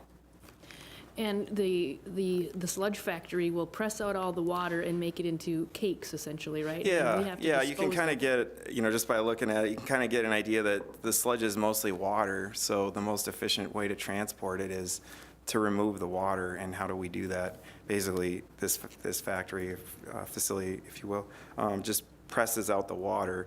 We get a nice cake. That cake material has to go somewhere, so it can go either to a landfill or what we spend a lot of time investigating is possible land application, somewhat comparable to what the city of Moorhead employs for biosolids. And you mentioned it that as land usage, land coverage, off the top of your head, what are some of the uses, potential uses that other areas, here we don't have a use for it, but in other areas in Minnesota, they actually do use it? Yeah, in other parts of the state, it's actually a somewhat desired commodity. It really is a function of the soil pH. So here we have basic soil pH generally that's not really suitable for sludge application. So for us to get to a geography that we can apply this material, we have to go to about Wadena. That's where the soil pH is conducive to application of this particular material. That's the limiting factor. That's the challenge we're up against. Right. Thanks, Chris. Thanks, Nancy. Chris, wasn't it true, weren't you working on a patent for a beauty mask, was it? Lime sludge beauty mask? I'm always open to ideas. Mr. Knudsen, if I may, is that actual sludge? It is, yeah. Can I see it? Absolutely, yeah. And then I've got I just had two prepared questions for Ms. Lund. I've never seen sludge before. Lime sludge. This isn't toxic or anything, is it? No. I'm joking. I've been covered in it, so Ooh, nice. Or not nice. If you let it settle, then you'll see the thickness get, you see the water come Yeah, you out. can kind of see the band. Okay. I just want to take a look at it. So two questions that I have. First is, since I'm new, I'm trying to learn how things go and how things work. So I noticed that we sold some bonds, we as in the city sold some bonds recently, and I noticed that NPS is conducting its own sale. Is that the way the process has always been? That is not the way we hoped the process would work this year, but when we started earlier, probably back in March, we started working on the bond sale, and we were going to do it jointly this fall. We had a couple of projects, so we had the South Side Water Tower that we did a rebid process on, so that slowed us down. So we're waiting for final contract amounts before we go to the bond market. So the water tower slowed us down a little bit. We ran a little bit behind on our schedule with the lime sludge facility also. So we just get those bids in late in October, and at a certain point we had to make the decision to let the city go ahead with their bond sale so that they could get their proceeds by the end of this calendar year. And so it delayed us a little bit. There were some extra costs that are incurred, somewhere in the range between $5,000 and $12,000 were the two estimates we received from Paul Steinman, financial advisor. The savings will be in our 2020 budget anyway. We'll save about 3 months of interest, which will be about $75,000. So it's a trade-off. Normally, if we're bonding at the same time the city is bonding or the same year, we would try to coordinate that. Okay. PFA, when we do PFA financing, that's a loan, so that isn't a coordination project there. Okay.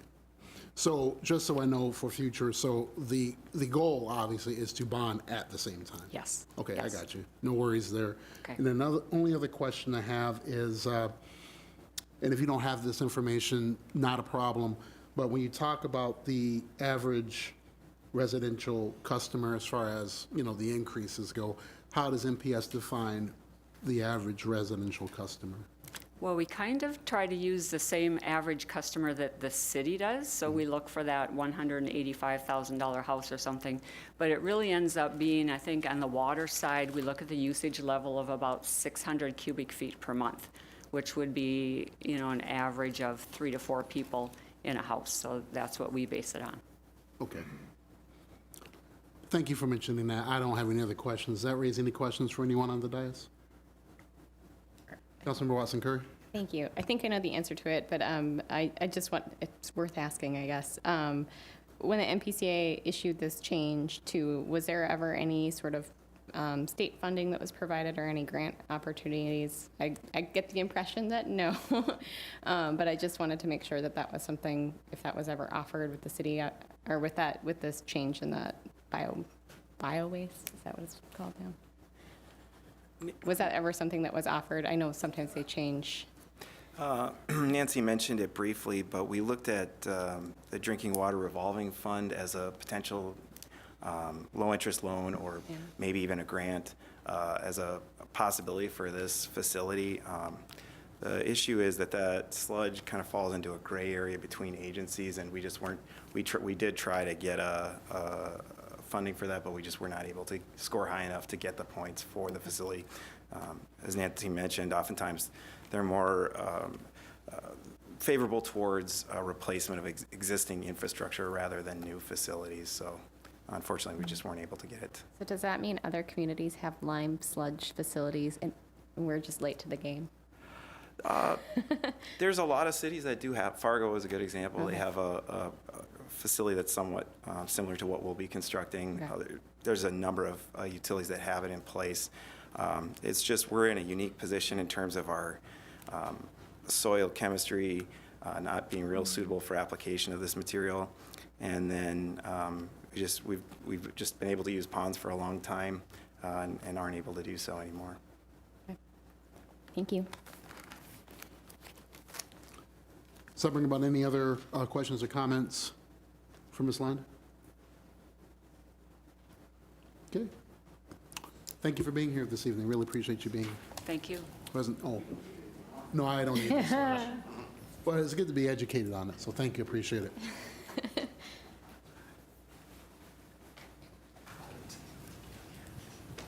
Okay, so with that, we have two resolutions. Mr. City Attorney, do we need to vote on each individually? Can we merge the two? Mr. Mayor, you can approve them both at the same time if the council so desires. Okay. I'd move approval of 16A and B. Second. The motion was made by Councilmember Durand.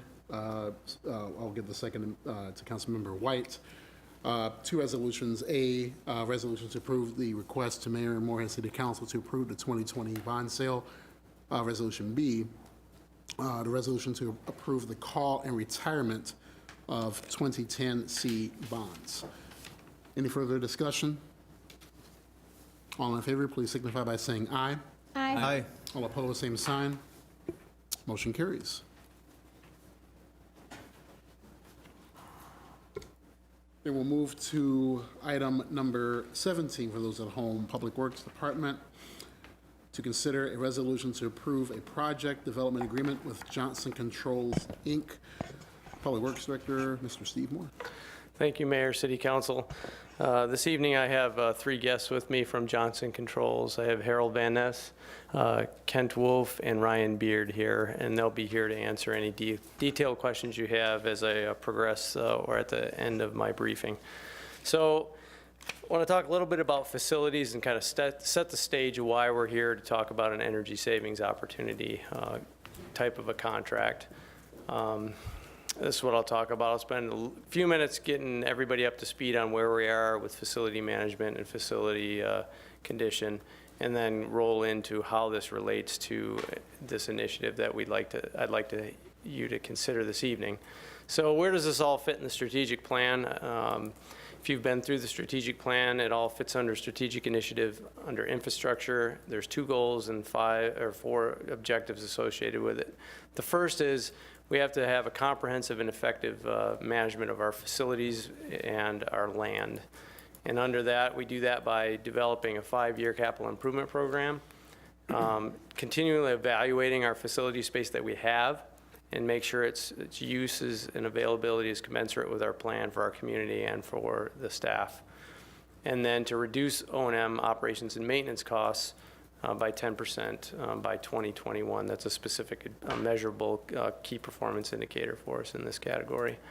Second goal is to support environmental sustainability to benefit both our economy and our community. And a specific objective is to reduce City of Moorhead energy consumption by 25% by 2025.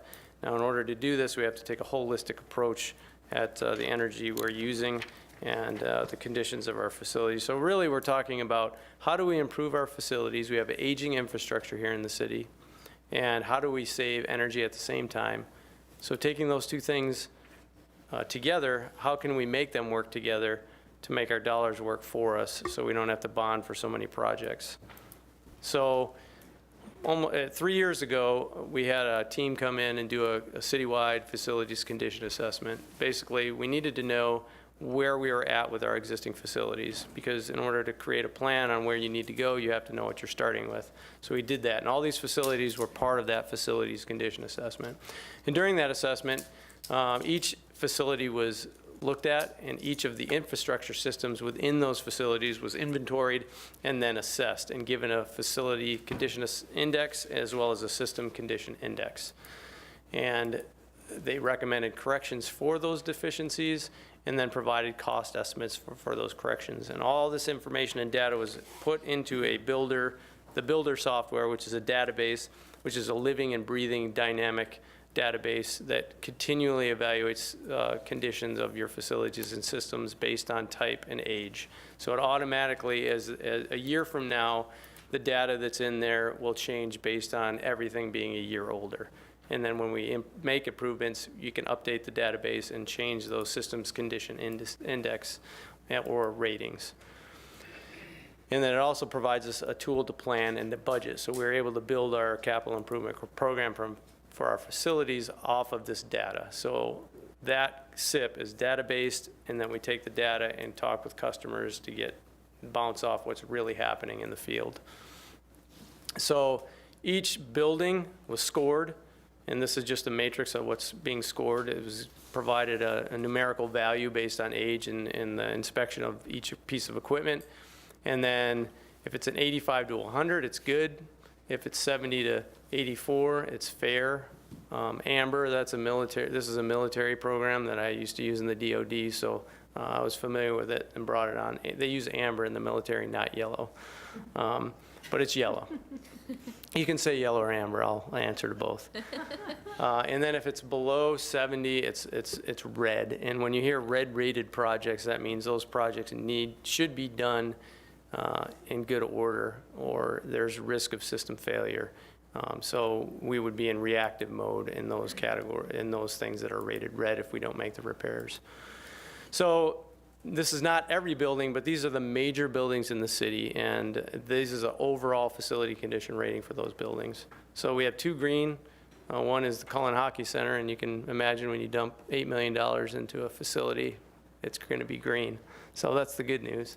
And then the Village Green Clubhouse is green, but all the rest you can see are red and yellow. So what does that mean total? Here's an example. City Hall, that's the rating. It's a 66. That's based on all those system components that are outlined here. So this is a breakdown. So we have this for each facility. So each facility is every system is rated. So in City Hall, our plumbing is red, our HVAC is red, fire protection is red, electrical is red. What does that mean? Is it going to blow up tomorrow? Maybe. No, just kidding. Most likely not. But But is the whole electrical system going to fail? It's not going to fail, but what we've done was we've done an assessment and done a detailed analysis of the electrical system to identify projects to keep failures from happening in the electrical system. So just in a nutshell is what we've done over the last couple of years. So let's put numbers on it. So those facilities, we're looking at red-rated requirements to the tune of $5.3 million. So when we set aside about $1.5 million in capital every year in our capital improvement program, not just for buildings, but for bunker gear for firefighters, for protective gear for our cops, you know, it would, if we spent all the money we had in capital for, you know, 3.5 or 4 years, we might fix the red-rated problems. And that's not going to happen. So we have to take a holistic approach. We're not just going to start throwing money at our buildings. So what we've done since the facility condition assessment is, since 2017, is a few things. And remember those objectives. We're not only looking at facility projects, but the use of facilities commensurate with our needs. So Cullen Hockey Center, so that one was going to need a lot of work. We needed a new roof. So the initiative started by Moorhead Youth Hockey did a full renovation of phase 1 and then added a phase 2 addition on it. So using donations and money that they're paying for through a long-term lease agreement, that's how we funded that project. We didn't bond for a project that required taxpayer dollars. So that's a good news story for that. We did use pay for the roof, but we used Sports Center reserves cash flow that we had. So that entire project was done with cash other than tax-supported funds that were being paid. So that's good news. We sold the old American Legion building. So that's a building that was costing us quite a bit of money. And now it's a great venue and bringing lots of business to Moorhead, which is a good thing. And then we transferred the Sports Center to the Independent School District number 152. So we got rid of really essentially big bills for those 3 facilities. And then we're hopefully going to get some bond money for a new transfer station. As in that previous slide, there's about $1 million worth of red-rated requirements in the transfer station alone. So that again, so we take all these into the factor. This is what we spent the last 5 years. And what we have planned to spend in our facilities, an annual average of about $650,000. Bottom line is, our budget is not keeping pace with our requirement. So how do we where do we go from here? Good news is, the actions on the previous slide has reduced that red-rated number from 5.3 million to 4 million. Still a big number, but we bought off some of those requirements through other means, divestiture of facilities and other things. So you look at the next 7 years, and this is the yellow requirements. So if in essence you want to keep your yellows from going to red, we should spend about 1.4 million on those yellow requirements. So as you can see, a lot of big numbers here. And our average funding has been $653,000 over the last 5 years. And so we can't even get there to take care of the yellow requirements, let alone the red requirements of $4 million. So that dismal picture that I just painted for facility maintenance, in addition to that, we have lots of deferred maintenance that we haven't done that are increasing our operations and maintenance costs annually. So what we're looking at here, a couple years ago, we started talking with a few firms, Johnson Controls being one, on how do we find some energy savings opportunities, translate those energy saving dollars into facility projects.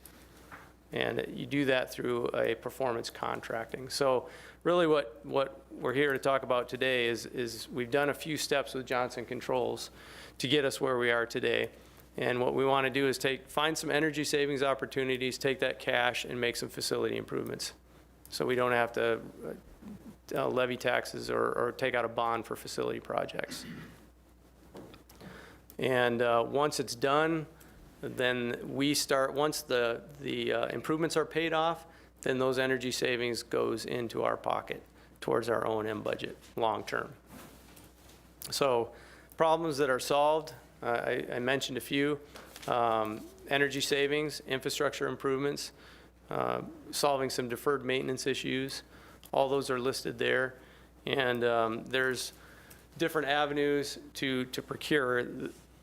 Johnson Controls is on Sourcewell. We used to be NJPA. It's a pre-bid contract. So it's already met all the requirements for competitive bidding, and they can be selected right off the Sourcewell contract.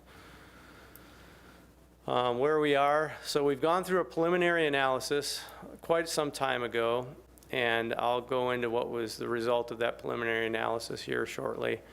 And what we're asking for today is to go to the next step, which is the final analysis. And this is where Johnson Controls comes in, looks at our opportunities and develops projects, develops estimated energy savings and the associated estimated return on utility savings to fund the project. So this is really where the rubber meets the road on this project. And through that final analysis, if we're all on board with what they present and we get some projects funded with energy savings, we would move into a performance agreement, which is the final stage, which could be anywhere between 10 to 20 years of an agreement to do these projects.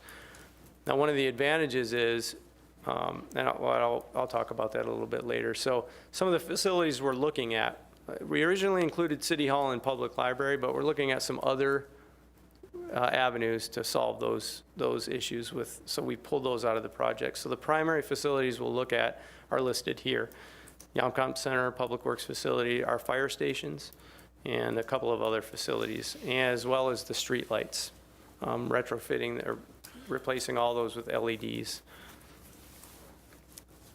So in the preliminary analysis, Johnson Controls identified some facility improvement measures, and that's technology upgrades, fire and security upgrades, all those things listed, street light upgrades. And they take those facility improvement measures and then they break it down further into some energy conservation measures, or ECMs. What specifically are we going to do? We're going to put some digital controls on some HVAC equipment to replace old aging pneumatic controls. We're going to replace all the streetlights with LEDs and also put dimming switches that when emergency vehicles come through, they make them automatically lighter to provide a safer lane for those emergency vehicles, as well as an automated system that tells us when streetlights are out. So rather than waiting for, I wish they could develop something for potholes. So that would be wicked good. But we're talking about streetlights here. But wouldn't it be nice to have that system all on a panel, and we know when those are out, and then we can proactively go take care of those and partner with Moorhead Public Service. So lots of ECMs identified from the broad sense through the preliminary analysis. But this next step, the investment grade audit, is when they'll actually list out specific ECMs, specific projects and costs and associated savings. So the potential for a self-funding project is very good. They're looking at a $4 to $7 million project, and the first year cost savings anywhere between $350,000 and $425,000. So that's a good chunk of money, and those dollars will go towards those facility improvements that are identified in the investment grade audit on those improvements. So essentially, the easiest way to look at this is we're going to take lighting savings to pay for stuff that doesn't have as good payback, like HVAC. So you have a 40-year-old HVAC system you want to replace. That's the payback on that is going to be 30 or 35 years, but streetlights, that payback is going to be 5. And so you're going to use those savings from streetlights to upgrade your aging infrastructure in your facilities. And it also will reduce future O&M costs, because we're shelling out a lot of money on these aging systems for maintenance and repair. So in an 12 to 18 month period, all these projects will be done and executed. So what we get is better systems within 12 to 18 months, and then we start seeing reduced O&M bills for our repair and maintenance of our aging systems, because we'll have upgraded and updated systems. So, and usually these contracts are around 20 years, but the city manager would like to see it around 10 to 15 years. So it's a shorter time period, and there's other options too where we could buy out early if we wanted to, or it can be structured in a number of ways. So I talked really about all this. What Johnson Controls will do for us is they'll create all the scopes of work for all the projects, do all the bidding, competitive bidding. They're not going to sell us Johnson Controls stuff. If we want something else, they'll get us that. What they want is they're the service providers, if you will, and the engineering expertise and the project management expertise to execute multi-scaled, multi-phase facility projects. So we're really paying them for their services as well as facility upgrades through the energy savings. And I think I did mention that this has already been competitively bid and available through a cooperative purchasing agreement through the Sourcewell. So execution is fairly easy. We don't have to go out and solicit multiple bids. And then financing options. This is the interesting part. And if you have any detailed financial questions, that's why Ryan is here, because my head will start hurting and then I'll have to just take a break. But contingent financing, this is the one where Johnson Control provides all the funding up front. They pay for the upgrades, they pay for the projects, and then they get paid back through the energy savings. So what they're going to do is guarantee those savings at a certain level. If they say we're going to save $450,000 a year, that's what we're going to get. And if we save $500,000 a year and jump in if I misspeak, we're going to get a $50,000 check back, right? But if it's $350,000, then we don't have to pay the difference. They get to eat it because they did all the calculations. That's correct, right? All right. So, and so there's other financing options too. You could bond for the capital project, but the reason why we're looking at this energy savings initiative is because we don't want to bond for any more projects. We're gonna have to bond for $6 to $8 million of street projects, so we don't want to bond for more facility projects. There's also a tax-exempt lease purchase option, and I'll let Ryan talk about that if you want some further detail. But essentially, I think the difference is that one, we wouldn't pay. We would save some money by not paying taxes. Once the lease purchase is tax exempt, whereas the contingent payment is a taxable transaction. Yep. Yes. Excuse me, Steve. These are excellent options. You're right. There's a lot of work that has to go into other options as well. We've got banks calling us about possible financing, and so that is a discussion that'll be decided by the council later. I just want to clarify, right? Oh, yes, absolutely. Okay, That's a great point. These are just kind of very high level, Yeah. right? Yes, Okay. these are just things to show that there are other options. There's 3 other options other than bonding for a project, which is why we're looking at this. And you could the 4th option is if we want to write a check for some of the projects to buy down that payback period. So instead of, if it's 15 years and we want to do it in 10, we might be able to put some capital up to do some of the projects. So that's really kind of where we're at. So tonight, so we've been talking about this for about a year, and we know there's a good potential for a project, but we don't have the details of what those projects will look like. And in order to get that, what the projects will look like and what kind of energy savings opportunities we have, the numbers, the detailed numbers, so you can make a decision, has to happen in the investment grade audit, which is the next step, which is what I'm asking for approval for the project development agreement to move us into that next step. So with that, I'll entertain any questions, and my colleagues here from Johnson Controls can answer any questions in detail as well. Any questions or comments based on Mr. Moore's presentation? Councilmember White. I had one question, Steve, and it was on our packet, it's page 170, just something I didn't understand. And yours, it has to do with one of the things that they're listing as something that we could do would be a detailed evaluation of a representative sample of the customer's utility meters and meter data acquisition system, that section. And so I guess I just didn't understand that part. Like so we would actually then assess people's utility usage. Would we have to coordinate with MPS with that? And then a little more just understanding what would be the benefit to the city. So how is that end up being a cost-saving measure for us? I'll turn that over to Kent. Great, thanks. Thank you, Director Moore. Mr. Mayor, council members, Madam City Manager, again, my name's Kent Wolf. To answer your question specifically, we would be looking at utility meters and, if interested, water meters to tie that all together in with a street lighting program that would give visibility to all of that information and data to the city. Now, the city's already working, as I understand, on a water meter project. We could do that in a matter of, have that implemented in a year and have that effective. But it would all integrate simultaneously at one time. But it gets a little more complicated, of course. Okay. Does that answer your question? Yeah, so again, it's nothing that needs to be decided today. It's one of the options that you could have available. Well, we're looking at specifically what Steve had identified as some of the scopes of work or facility information, facility improvement measures. We could include that in this next stage. So what we're coming to you and asking and having you consider is a project development agreement to analyze the information and systems that Steve addressed. That can be expanded.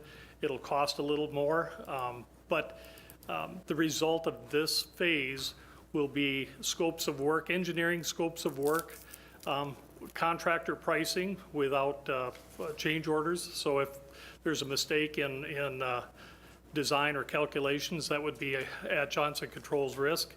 We would also put together the energy savings to come back and deliver 3 options for the council to consider in the next step of project development or implementation, rather.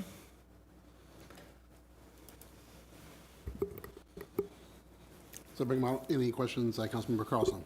Thank you, Mr. Mayor. Thank you for coming here today, all 3 of you, to help with some questions. I just want to make sure that I'm completely understanding this. So what this project development agreement would do is not only would you look at kind of overall the city with the lighting, the electrical, and the water, but it would be also specifically our facilities too, because I think I was reading somewhere even some software updates and how that might save. So we'd be looking at buildings, facilities. We'd looking at the building envelope, of course, the heating systems, the lighting, the controls. Steve mentioned the controls that operate the buildings in an automated mode where they can shut down towards the end of the day, so you're not using heat in the winter or less heat in the winter or chilled water in the summer. So we'd look at optimizing and improving some of the controls, but making sure everything is running in the most efficient manner possible. And then the savings, of course, we would guarantee on an annual basis to cover the cost of the project, all of the costs, from our engineering to implementation, as well as the risk of Johnson Controls carrying that project. Thank you. Councilmember Hendrickson. Thank you, Mr. Mayor. A question about the tax exempt lease purchase. So you would help us do an RFP and look for third-party financing. Could you go into that a little bit more too? I'm going to let our lead analyst in structured finance, Brian Beard, address that. Yeah, good evening, council members. I actually work with municipal entities across the entire United States, and we do that commonly. I would say probably 80% of our municipal customers that consider a project like this, of this size, would choose to finance it via lease purchase. And we have relationships with over 40 different lenders or investors who would typically finance a lease purchase project. So we're happy to run that RFP on your behalf, summarize those bids for you, turn those over to you, and let you make a decision on who you want to choose to finance your project, and we'll help you through the closing process as well.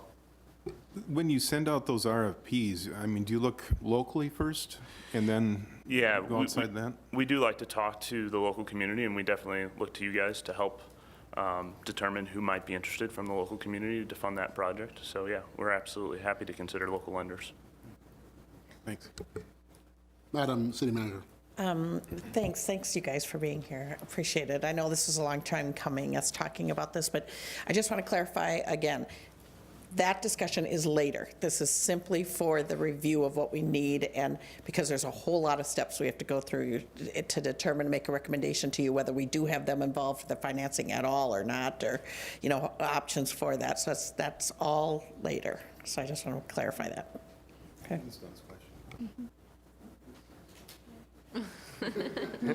And I would like to clarify from a technical standpoint. Right now, other than the street lights, the other electrical distribution things and the water is not currently in the scope.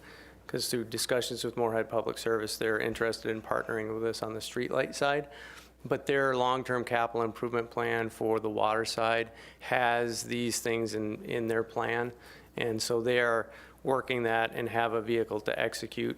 We met with water and electrical and gave them an option if they were looking for other funding avenues for their projects, that this might be an option that we could partner on. So for right now, it's clearly limited to the streetlights. Councilmember White. And I should have said this before, but I want to express my enthusiasm for the project. And I think Steve, you and our other city staff have worked really hard at looking for ways that we can reduce our carbon footprint. And I think that's so important. It's a real strength for Moorhead. But what you show here is that by spending money in this way, we can actually save money in the long run. And so it's a really smart use of our funds too. So thank you. Does that bring up anything else for folks? Yeah, I'll second what Councilmember White said. I mean, I think in looking at it from a holistic perspective, I mean, obviously, bonding is not going to always be the answer. And I think, and I agree, Councilmember White, that, we have to be forward thinking this approach if we're looking at reducing our carbon footprint, but also we have an aging infrastructure, and if we don't want to keep raising taxes and bonding things, we have to look at innovative approaches. So thank you for being a part of that conversation, and thank you all for being here tonight. Councilmember Duran. I would move approval for the resolution. Motion made by Councilmember Duran, seconded by Councilmember Carlson. Any further discussion? All in favor, please signify by saying aye. Aye. All opposed, same sign. Motion carries. Thank you. Thank you very much. Thank you. Thank you.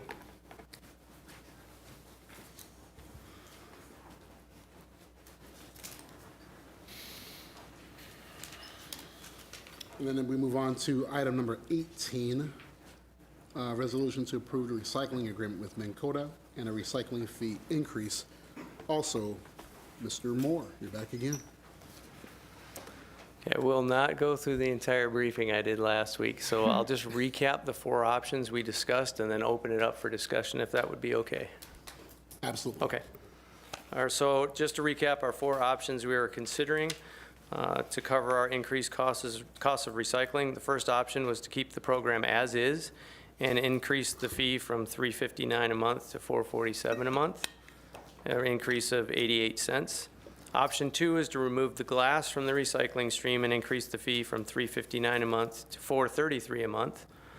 Option 3 was to raise the rate to $4 in 2020, cover the shortage with reserves, and recommend a future rate increase in 2020. And option 4 was to raise the rate to $4.47 a month, same as option 1, but reassess after 6 months to see if the old corrugated cardboard market on the 30th of June exceeds that amount and would reduce the extra fee of $30 per ton. So those are the 4 options. Okay. Any discussion? Councilmember Lindaus. So Director Moore, I thank you actually for going through the whole process and really showing the different options we have. I guess a couple questions. I don't know if you got my email that I sent late. Yes, I did. Thank you. I guess the first one is basically in terms of glass. Can you tell us a little bit about the life cycle of the glass that we are trying to recycle? I mean, how much actually is recycled, how much, or reused as glass, how much kind of gets repurposed, and how much kind of ends up in a landfill? So I know that it is going back, and when it goes to DEMCON, which is one of our places we take it to, they reuse the glass and remake glass. But I would like to get back with you on more detail on that, because I was going to contact Minn Kota, because they may have some better breakouts, because I know Minn Kota markets some themselves, and so our source separated stream from the drop sites goes somewhere, Right. and then the commingled that is separated out at the MRF goes other places. So I would like to do a little research, and if I could get back with you on that data, I can do that. Yeah, so that I guess goes into the next kind of question is, you know, as the expert on the recycling and trying to actually divert and try to, you know, become a more green city, what is your recommendation? So my recommendation is, so to do it, I think, you know, we have the objective to reduce or increase our diversion rate by 5%. But I think that only captures part of what we should do. I think the second thing is we should reduce the amount of waste we generate. So we'll have to, during strategic planning, I would be interested in some ideas on some different KPIs, key performance indicators, because if we lower our waste generation, that's gonna screw with my diversion rate numbers. So, but you know, we see an upward trend, like obviously population growth, but it seems to be increasing our waste generation for some reason. So I would like to look at that. And it's the reduce and reuse part of the hierarchy that we should focus on. Recycling's great, but those first two items are really important and key, and I think we should focus our efforts. I don't know how we do that as a city entity, but that's partnerships with businesses. And I'll use plastic bags as an example. If we can get the businesses to come online and figure out ways to do cost savings initiatives for them so they don't have to buy them and still provide service. I mean, Aldi does it, so it's possible. Councilmember Carlson? Thank you. I know since last week when we first started discussing this resolution, I have been asking as many people as I can their thoughts on these different options, and many of them, I wouldn't say many, all of them were okay with raising the rate for the 6 months to give us a little bit of time to do some of that additional research of how much glass do we recycle. In 6 months, we could always go back to the option number 2 or look at even other options as they might appear over the course of the next 6 months. So I know that I would move to approve the agreement with option 4. I'll second that. Okay, motion's been made by Councilmember Carlson and seconded by Councilmember Durand to recommend and approve option number 4. Any further discussion? Councilmember Dahlquist. Thank you, Mayor. Is that the one that you had suggested, Steve? If you want my recommendation, Yes. I'll give you, I would go with option 1 and not change the process, because, and I would do it for, I wouldn't reevaluate in 6 months, and my reasoning is because we have a need to rebuild our sanitation reserves. And even if, let's say, the OCC market recovers in 6 months, which I don't think it will, and that $30 a ton processing fee goes away, that extra revenue can go into our reserves, help build that up towards where we need to be. And then if there's further market fluctuations and Minn Kota comes and says, we need to rate, you know, this is only a year option. So next year we could be having the same discussion if the markets are still not recovered, and I could be asking for another increase. Whereas if we build some reserves, then maybe we can keep softening that cost to the homeowner. That's my recommendation. There's too much market. 6 months is not a very long period of time and then to have another rate change, and then 6 months later and the contract comes in and have another rate increase. I prefer steady state rates and inflationary rate increases annually, but that's my other plug. That's a different item. So, Councilmember Hendrickson. Thank you, Mr. Mayor. I've been bouncing this off a lot of citizens too, and they don't want anything to change, and they're willing to pay that extra amount for the no sort recycling. So I think option 4 is a good option if the cardboard's going to come back. But I've been doing some reading on it. It doesn't sound like it's going to come back anytime soon. So I agree with you, Mr. Moore. I think option 1 would probably be the best right now, especially when you explained how we need to refill the reserves for our sanitation budget, which has been in the works for a while. So I appreciate you getting the pulse of the community too. That's great. thanks. And if I may add, I don't have a vote, obviously, but that would be my, from what I'm hearing, the feedback as well as option 1, as is. But, Councilmember Lindos.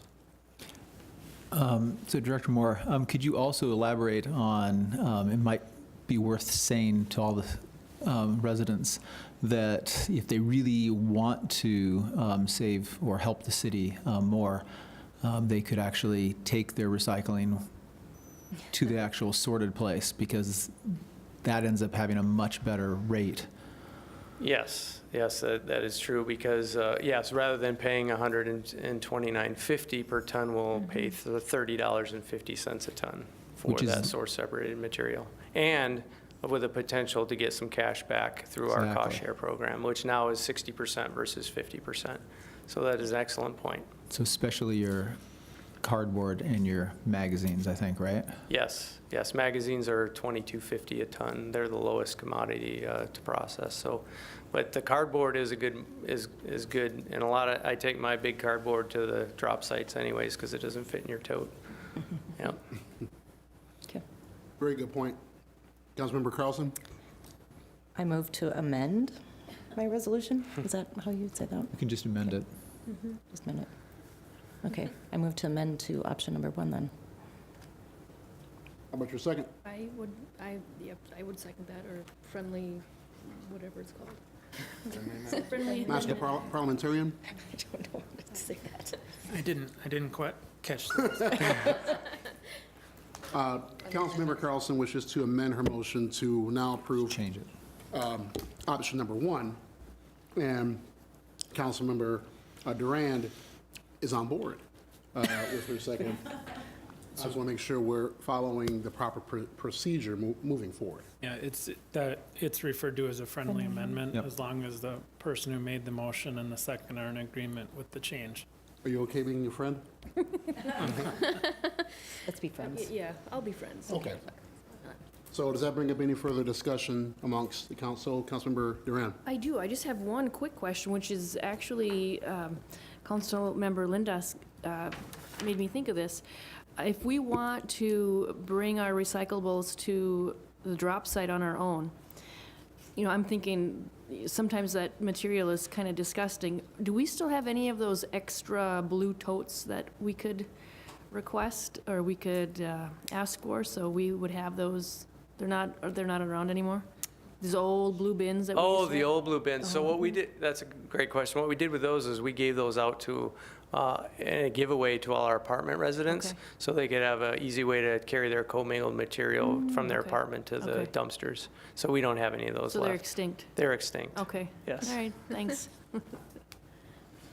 The only thing I would follow up on is there a way, if we're going to go this route, to get some information out to the residents about where the drop sites are?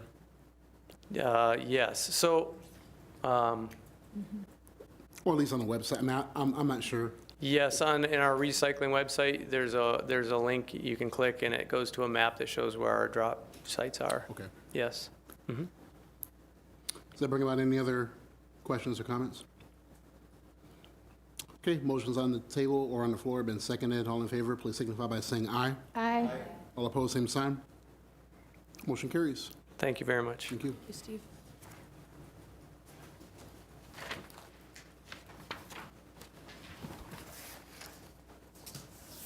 That gets us to item number 21 for those at home. This was on consent, pulled off, to consider actions related to ordinance 2019-11 and ordinance to amend liquor control definitions and conditions of license.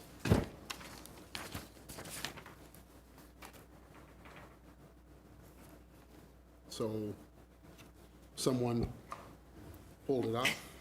Right, but so that she could speak, but she did. Okay, is that the only reason why this was pulled off? I just want to make sure. It is, and I did check with our contractor for economic development, who is working with the developer, and he believes that the developer would absolutely be willing, and is always willing, and will promise to meet with the residents around there. He always wants their feedback, and he always seeks their feedback, and he's been offering to meet with them. So he said no problem whatsoever in planning a meeting with them. If that was what was being requested, he will do that regardless, so.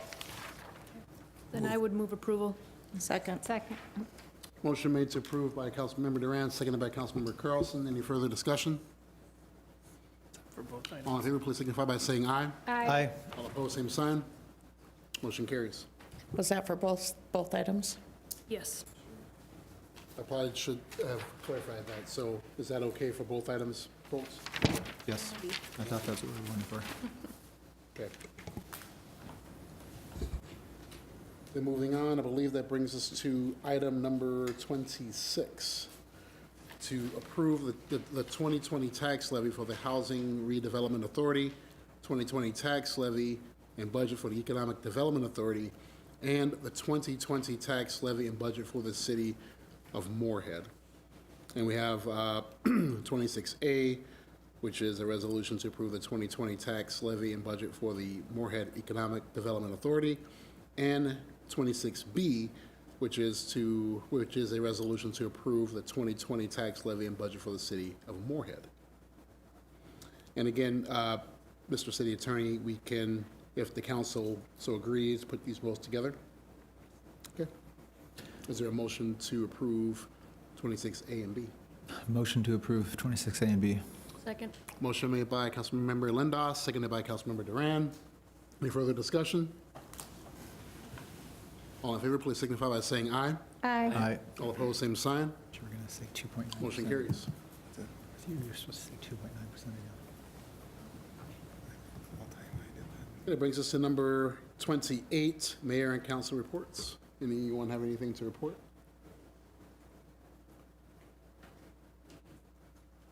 Wow, okay, it's been a little quiet. I don't have any reports either. All right, then that moves us to item number 29, Madam City Manager, any updates? I have no report. We met last week, so. Okay. And there's no executive session. Any new business? Any citizens remaining wishing to address the council? All right, then that brings us to, I believe, a motion to adjourn. So moved. All right, we are adjourned.